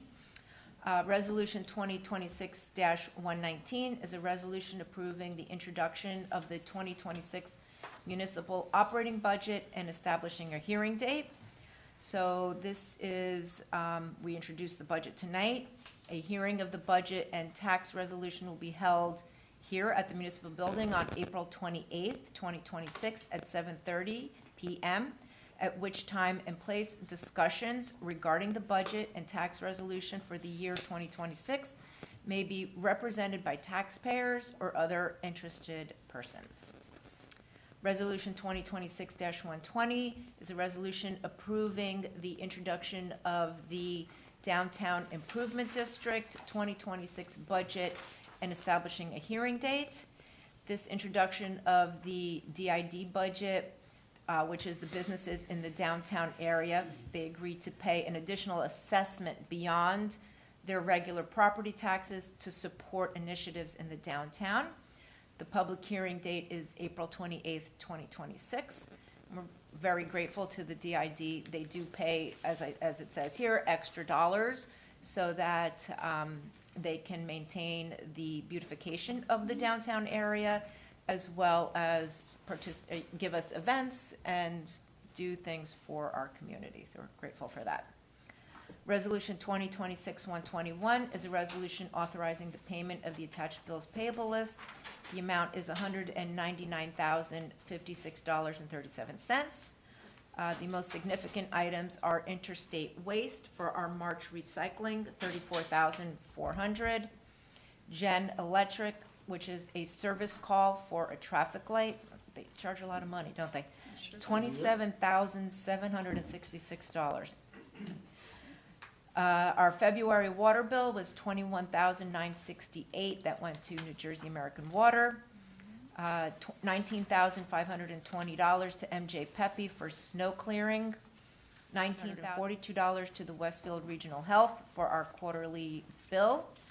$18,670 to UC Utilities Authority for our February solid waste disposal. And $16,350 to Higher Gruel for professional services related to affordable housing. Our last resolution under finance is 122. This is a resolution authorizing the filing of corrective tax appeals, counter petitions, and counterclaims with the Union County Board of Taxation and/or the Tax Court of New Jersey. This basically authorizes our municipal tax assessor in consultation with the borough tax attorney to take the necessary legal actions related to property tax assessments. So we're giving him the authorization to act on our behalf. That's it. You done? I'm done. Was that one traffic, was that one traffic light? One traffic light. One traffic light, so it's No. called 27? What is that? So that is the replacement of a traffic light that was hit during the last major snowstorm. so it's a replacement. So it'll be subrogated through the insurance company, but we have to pay for it first. Okay, so I was about to ask, what's the And yes, cost it's for? one traffic I was gonna ask, light. what's Crazy, right? the price for a brand new one? If that's That is the brand new one. Okay, so it's not, A lot of money. A lot of money. Costs Sorry a to lot of interrupt. money to run a borough. Sure does. Okay, your turn. Okay, okay, sorry. Resolution 2026-123. This is a resolution awarding the contract to American Recycling Technologies Incorporated for the provision of clothing bin services for the benefit of the Municipal Alliance. We had gone out to bid for a recycling bin vendor, and we're just approving this particular vendor. We receive $4,000 per year for the bins. Okay, we have a limousine license application for Summit Express. It's been properly prepared and reviewed. Resolution 124 is a resignation for Bryce Garrison, 25-year veteran on our police force. He's going to be missed. I know he was a great training officer for a lot of our officers. Really good guy. He's going to be missed. And, you know, It's unbelievable. I remember swearing him in. Okay, a resignation from William Ruggiero for crossing guard, and resolution requisition 2600561 for Pellegrino Chevrolet, not to exceed $56,849 for a Tahoe police vehicle on the Bergen County Co-op. Okay, Alan. Thank you, Mayor. Works. Resolution 127, it's a resolution approving requisition R2600636 for Cefelli and Son Incorporated, hopefully I said that right, in the amount not to exceed $19,555.40 for sidewalk maintenance, Morris County Co-op number 6. This is just approving curb work on various streets and sidewalk replacement outside the municipal center. That's it. That's it for public. Seniors. No. Oh, Public Works, seniors. Seniors. Resolution 2026-128, resolution approving requisition R2600573 for Foggia Trinity Electric LLC in an amount not to exceed $3,400 for the elevator exhaust fan at Barabash Manor. This is required as part of the elevator replacement project. Okay. Go to committee reports. Public safety, we just interviewed 6 candidates for police officer as a replacement. We had 6 great candidates. So. That's good. Good. Yeah. Good for, Dan's gonna have to pick one. But That's a I'm good very problem. pleased that very young people coming in and want to be police officers. We had the stormwater meeting, went over a lot of things with the engineers. One of the things, I guess, next couple of weeks, engineer Collier's gonna go out and look at Ridgeview Avenue. They say the crown's a little high, so we may have to repave that. Armstrong is gonna come out and remove those trees over on Crest Road. It's really not blocking the concrete channel, but we're gonna remove it anyway. They went over to Maple Street to try and camera what's going on, and this is what I explained to everybody. Here it is, we go to camera to see if anything's broken, an unmapped manhole. So you had to go, it's been covered up. I saw pictures that they had to dig it up and find a manhole. And I guess that picture looks like they had to go down like 2 feet, right? So they're gonna have to resume that probably after Easter to get through that. But this is what I mean. You know, you get into these pipes and you don't know what you're gonna hit. So it's always something. You know, so given timelines, you don't know, because you don't know what's underneath there and what you're gonna hit. So, but we're working on that Maple Street next, because they seem to be getting hit heavy. So that's where we stand right now, and Carmen's gonna keep giving us updates what's going on. Okay, Alan. So nothing really too much to report. Our sustainability meeting is tomorrow. We did send out a bid for composting, and we got nothing back, so we're gonna rebid that out. I guess the hot ticket item is free cycle, that we're gonna be having 2 free cycles this year. Oh, good. Yeah, one in the spring and one in the fall. The dates are posted already, but I'm sure we're gonna have a lot more to talk about tomorrow. Okay. I've already got a pile going. So. Oh, yeah. As Hurry we up. all. Hurry up. Okay, Kathleen. Thank you, Mayor. The Diversity Committee's next meeting will be Monday, April 13th at 7 p.m. We heard earlier tonight's meeting that the New Providence School District Assistant Superintendent, Joe Uglialoro, will be representing the school district as a liaison to the borough's Diversity Committee, and Planning is also underway for this year's Unity Day celebration, which will be held on June 6th at the high school, as was done last year.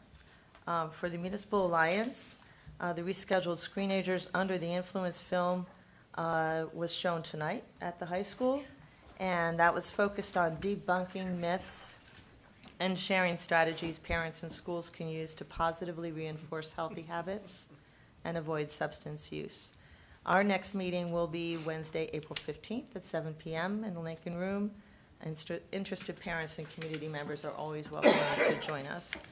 In terms of the New Providence Community Pool, just a reminder that the registration for the 2026 summer season is open, and the early bird special pricing deadline is fast approaching at April 15th.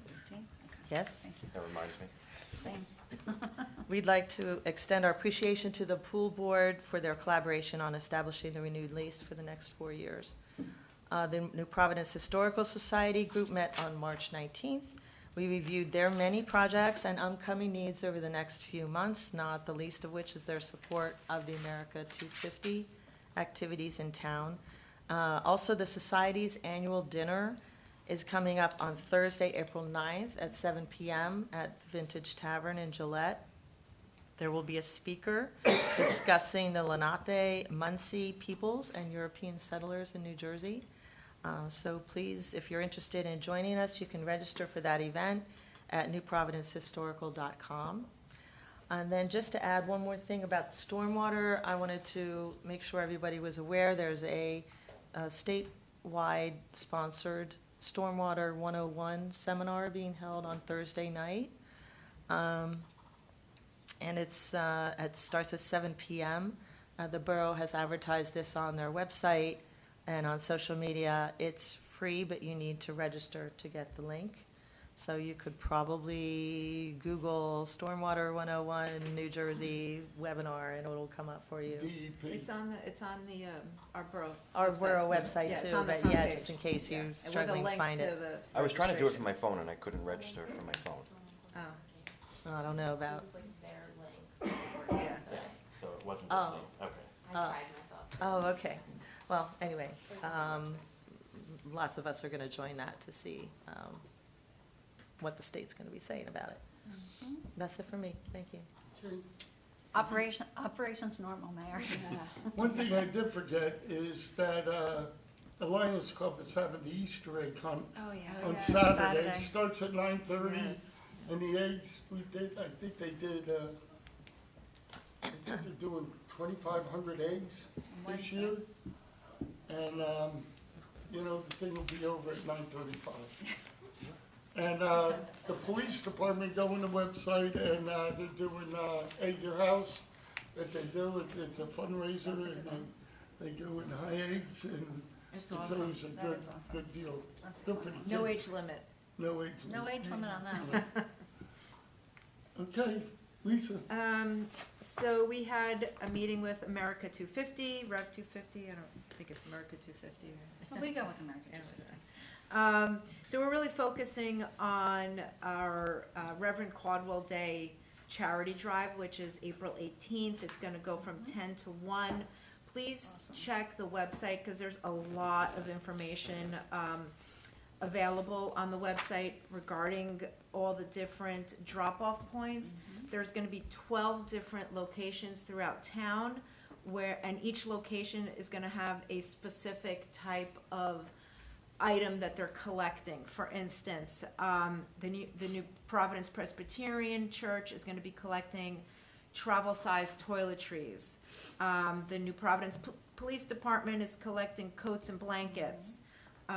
Faith Lutheran is collecting games, travel-sized games, card decks. So what we're collecting, both used and new, are everything from clothes, food, gift cards, I think, for CSA, books, items for the troops, and more. So, please take a look at this. We really want this to be a huge success. It's for a couple hours, 10 to 1 on April 18th. I think Maria Del Luca is going to be coming at the next council meeting to talk about it a little bit more. But and so, I don't know if you've, like, I know Diane has talked about Reverend Caldwell, but I always said, like, what's up with Reverend Caldwell? Like, why do we, why are we paying so much attention to him? But he was a central figure in the American Revolution, and he was a chaplain in the 3rd New Jersey Brigade. He famously handed out hymnals so that the torn pages could be used as waiting when supplies ran short. But what happened was, after his wife was killed by British troops, he moved his family to New Providence, and there's the connection. So he moved his family to New Providence, continued supporting Washington's troops, including using his home to collect supplies. So in his honor, we will be collecting for supplies for everyone. Actually, if I could just interject with that. Yeah. So if you go onto Facebook, onto our borough website, there is like a list of things that you can buy new to participate. Yes. Yep. List of things that you can bring from your home to donate, and there's a map. So kind of like, I'm gonna hold it up, and you're not gonna be able to see it. and we're gonna give it to the video as well. Okay. You can go around on the map and you can see specifically where to donate all those items. And what they're going to be doing is like a passport kind of thing. So once you go to each of those sites, you get a stamp on each of those locations. And the goal is to hit every location with what they're collecting, and then you can bring back, I'm not sure about prizes, but there may be something We're at the looking to end. add a prize. We're looking to add a prize if you complete all the stops along the way. So the whole purpose is New Providence is, our culture is about volunteerism. Our culture is about helping each other and helping other people. So this event is really the epitome of us as New Providence residents helping each other and giving back in the spirit of Reverend Caldwell, as he did as well. So I hope you all participate, and I hope you join us. This is our highlight event of this part of the year, so it's going to be great. So I encourage everybody. And one slight correction: the egg hunt is 9 o'clock and not at 9:30. Egg hunt.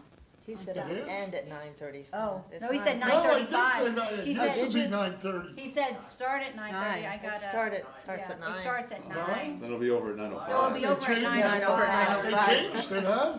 So, the Oh, Easter Bunny is on. Yeah, you gotta get there for that. All right, so let me just, Sorry. let me, This will be on the online. all right, let me continue. Library Board, the Friends of the Library did their report. There are wonderful in fundraising and giving back to the library.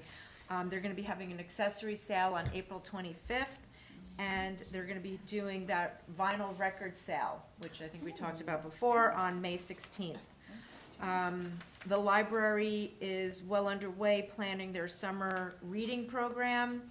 They're getting all of that finalized. A unique theme this year, going hand in hand with America 250, is Read White and Blue, featuring our famous New Providence Dragon. They are also putting out a mailer. So this is the first time that the library is going to be doing this. It's their first ever mailer from the library, giving a lot of information, what they're all about, besides checking out books, all the programs, all the activities they do. And yes, the purpose is to educate residents and get some more library card signups, and hopefully get some volunteers for the library out of that. Again, check the library website. There's a ton of programming, too many for me to mention here. Just check the website and see what you can attend there. And then lastly, this Friday will be our first 2026 adult catch-up, so we're continuing with what we started last year, but this will be the first one for 2026. At 10:30, we'll be at DeCorso, and then at 4 o'clock, we'll be at Lantern Hill. So this is a good opportunity for mayor, council to be able to meet with seniors or older adults and just give them updates as to what's going on in town. A lot of times they can't make it down to council meetings, so we'll bring the news to them. We'll do a little budget talk maybe on Friday, and whatever else we want to talk about, whatever questions they might have for us too. Okay, Brian. Alrighty, just a couple of things. Board of Education, the next meeting is also on Thursday. They're doing the similar budget process, so I would encourage you to check that out. Mental Health, A&E had their most recent meeting this past Wednesday, and it was very well attended. That was really exciting to see. So plans for Mental Health Awareness Month are well underway, but there's still plenty of opportunity to volunteer. And that is all I have. Okay. One thing I did want to say is that all the paperwork and letters were sent to Berkeley Heights and went to Senators Kim, Booker, and Congressman King for the grant. So hopefully it'll go through this time. Like they told us, it's a minimum of 2 years before you hear anything. But let's hope. Government. Okay, yeah, that's government. Okay, this time we have public comment. Bernadette. Oh, Bernadette. She wants to go home. Yeah. Operations normal. Go ahead. Thank you, Mayor. Just two things. Local Government Week begins April 12th and runs through the 18th. This week highlights how local governments provide essential services to the community. We are planning a few different community events throughout the week, including our annual Touch-a-Truck that we have moved to April 14th this year from 5 to 7 p.m., just ahead of the council meeting. And just a quick reminder that yard waste collection begins borough-wide on Monday, April 6th. If your house looks anything like mine, there's cans and cans and cans of debris. Please have items placed curbside by 5 a.m. weekly for that collection. That's it. Okay. Oh, one other thing. Chat with the mayor will be rescheduled because First Friday is Good Friday. Yeah. So, okay. At this time, we have public comments. Anybody wishing to address council, come up, give your name and address, and we're limited to 3 minutes. Yes, sir. Hi, I appreciate your stamina. I'm pretty tired just sitting there. So my name is James Kang. I live in 267 Southgate Road, across the street from Lantern Hill, where it's been empty, and didn't know what was going on there when we moved in. We came to New Providence because I Googled good schools, safe neighborhoods. You know, I have a 5-year-old and 3-year-old. So I thought my wife and I were on the assumption it'll be a retirement facility, and on this letter that we got, it says Block 320, which looks like it's Lantern Hill, is now going to be affordable housing instead of retirement housing. Is that correct? 20% will be affordable. Okay, so, I feel like I'm up against a tsunami here because I think 450 required units is not realistic development potential for any town that has 13,000 people, but I know that it's a pretty tough thing you're up against. However, I don't know how the school system is going to handle it, because you're talking about 13,000 people. Now we're going to add 7,000, 8,000, 9,000 people. And, there's budgets like Montclair, Cherry Hill, New Jersey, $13 million, $20 million deficit. Montclair is it's almost a dead heat as far as raising the taxes permanently for everyone in town, right? So you're looking at everyone that has a home paying $2,500 a year more in taxes just because they mismanaged their budget. Can't go by Montclair. There Right. was a lot I'm just going saying, on there. but I don't know how that's gonna, that's way beyond my pay grade, but I was told there was gonna be maybe a cul-de-sac in Southgate Road, because I live right at the end of that cul-de-sac, of that street where you go from Mountain Avenue, and in the wintertime, it's scary because it's a very steep grade downhill, and there's tons of traffic. And when I pull out to take my kids to school in the morning, I have to wait for 15, 20 cars to go by, even now. Then I got to go into Central Avenue and make a left turn where there's another 15, 20 cars. It should be a 3-minute drive, and it's 7, 8 minutes right now, okay? So I was wondering if, is Southgate Road going to be blocked off coming from Mountain Avenue, or what was, I Googled it, I couldn't find anything. There's been no decision on it. Okay. We have to look at how that whole thing's gonna be configured up there. Okay. Which will be the best traffic pattern. Yeah, okay. I think it'd be better if the entire town was open to overlay. I know it's not realistic, and I think more people would get involved and fight this, as opposed to let's keep it quiet, put it in this one area, and then less people will make a big deal out of it, But I think that Allen Roberts and Saltbrook, the population of the elementary school, it's going to be a huge difference, because you're talking about, 2,000 more units right there. And No, that- it's a disproportionate right? burden on the Allen W. Roberts. Yeah, because it's from west of there's land there. South Street. I mean, that's just. I mean, it's the only buildable land that we have left.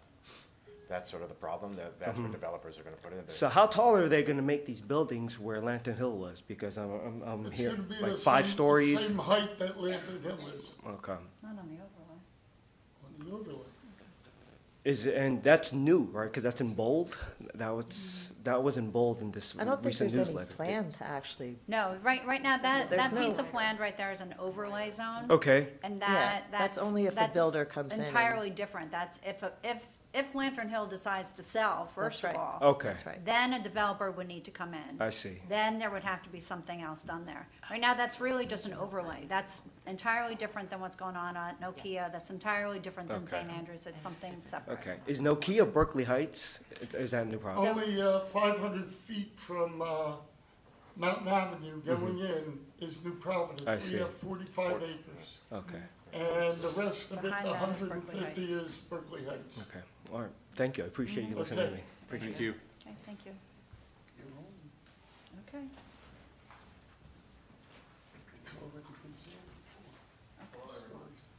Alex Kogan, 16 That's Ridge still Drive. overlay. It's nice to be on this side. I don't know why you would ever do this. Great to see Paul. Question about the budget, real quick. I love the template, whoever put that together. Yeah, It's terrific. awesome, right? For the capital budget, and I know I don't think this is a new concept of planning ahead for 5-6 years out. There's a line item for infrastructure. It says municipal infrastructure, and I understand the way that everything's funded, you have to keep it very macro, you can't make it micro. Do you have an idea how much is aside for stormwater Yeah. Yeah, 275. per year? Yeah. Or I think it Well- fluctuates up and down, right, I mean, over time? yeah, So that's great to see. Yeah. So thank you. One comment on that. There's going to be an earmark for that every Yeah. year. I saw that. That's terrific. The one thing I would add, and I think as being a former councilman and knowing what you guys do, the one thing you don't do a good job of is promoting all the things that we do really well. We do a good job of at pointing out the negatives. No, and that's what people are supposed to do. And I'm very delighted to hear that Ridgeview, the curbing, I'm delighted to hear the stuff you just found at Maple Street. But I do want to say that I think this is going to require continuous investment.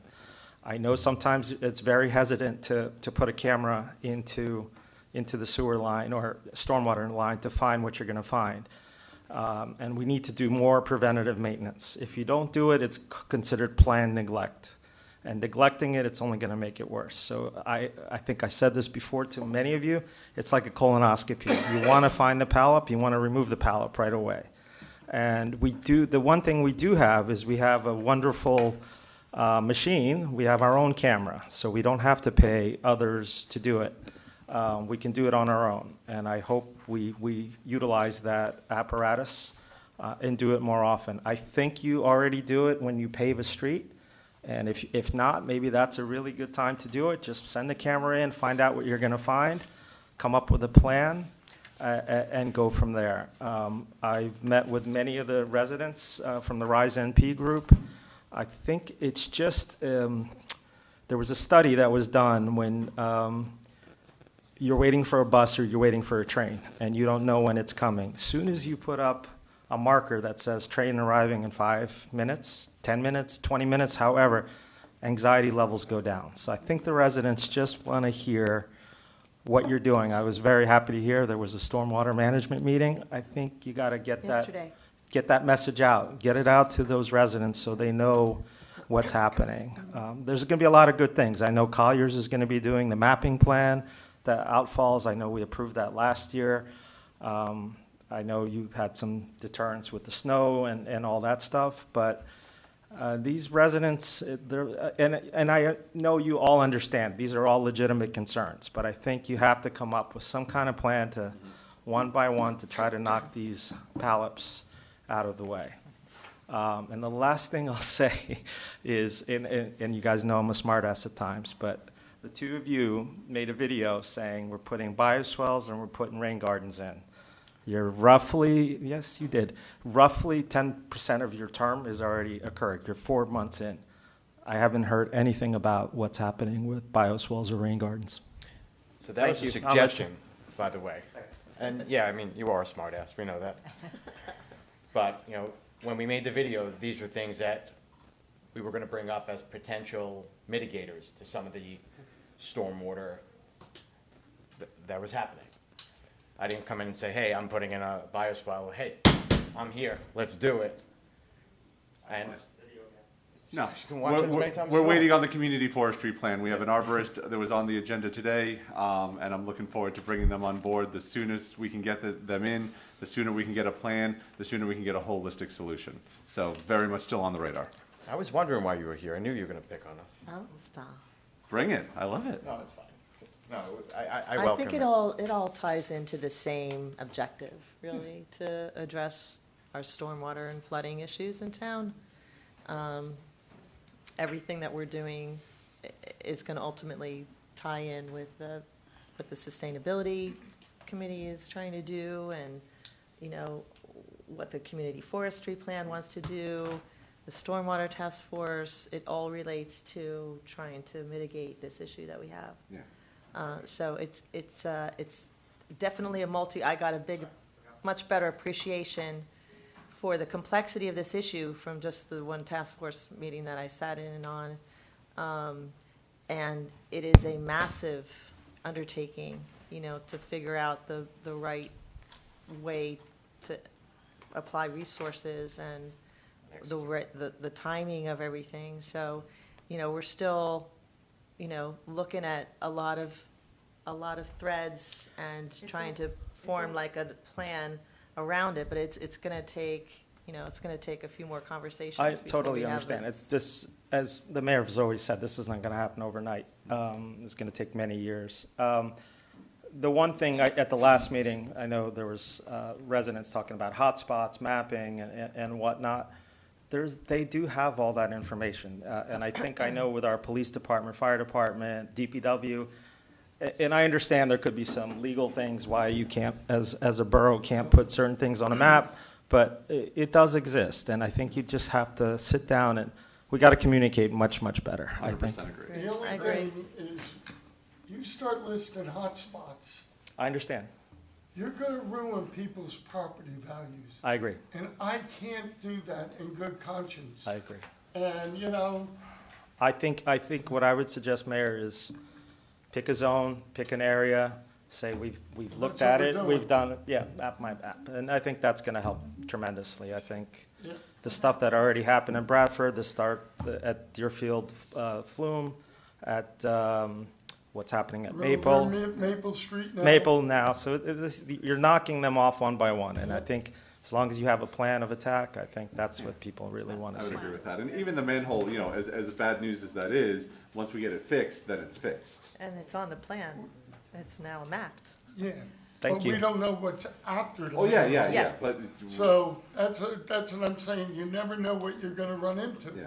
Yeah, and So- I appreciate all of you. Yeah. And Thank let me you. just say something. Look, I know you're an engineer, and I don't claim to know everything or even anything about, you know, stormwater management, other Just than. remember, everything flows downhill, that's all. Let me just write that. No, I get it. Everybody has the same goal, and it's to maintain, you know, property, you know, mitigate stormwater, and, like, we can't stop it from raining. I said that in the video. But we all need to work together to come up with the best solution. You know, 2 brains are better than 1, 5 brains is better than 2. So true. Hopefully.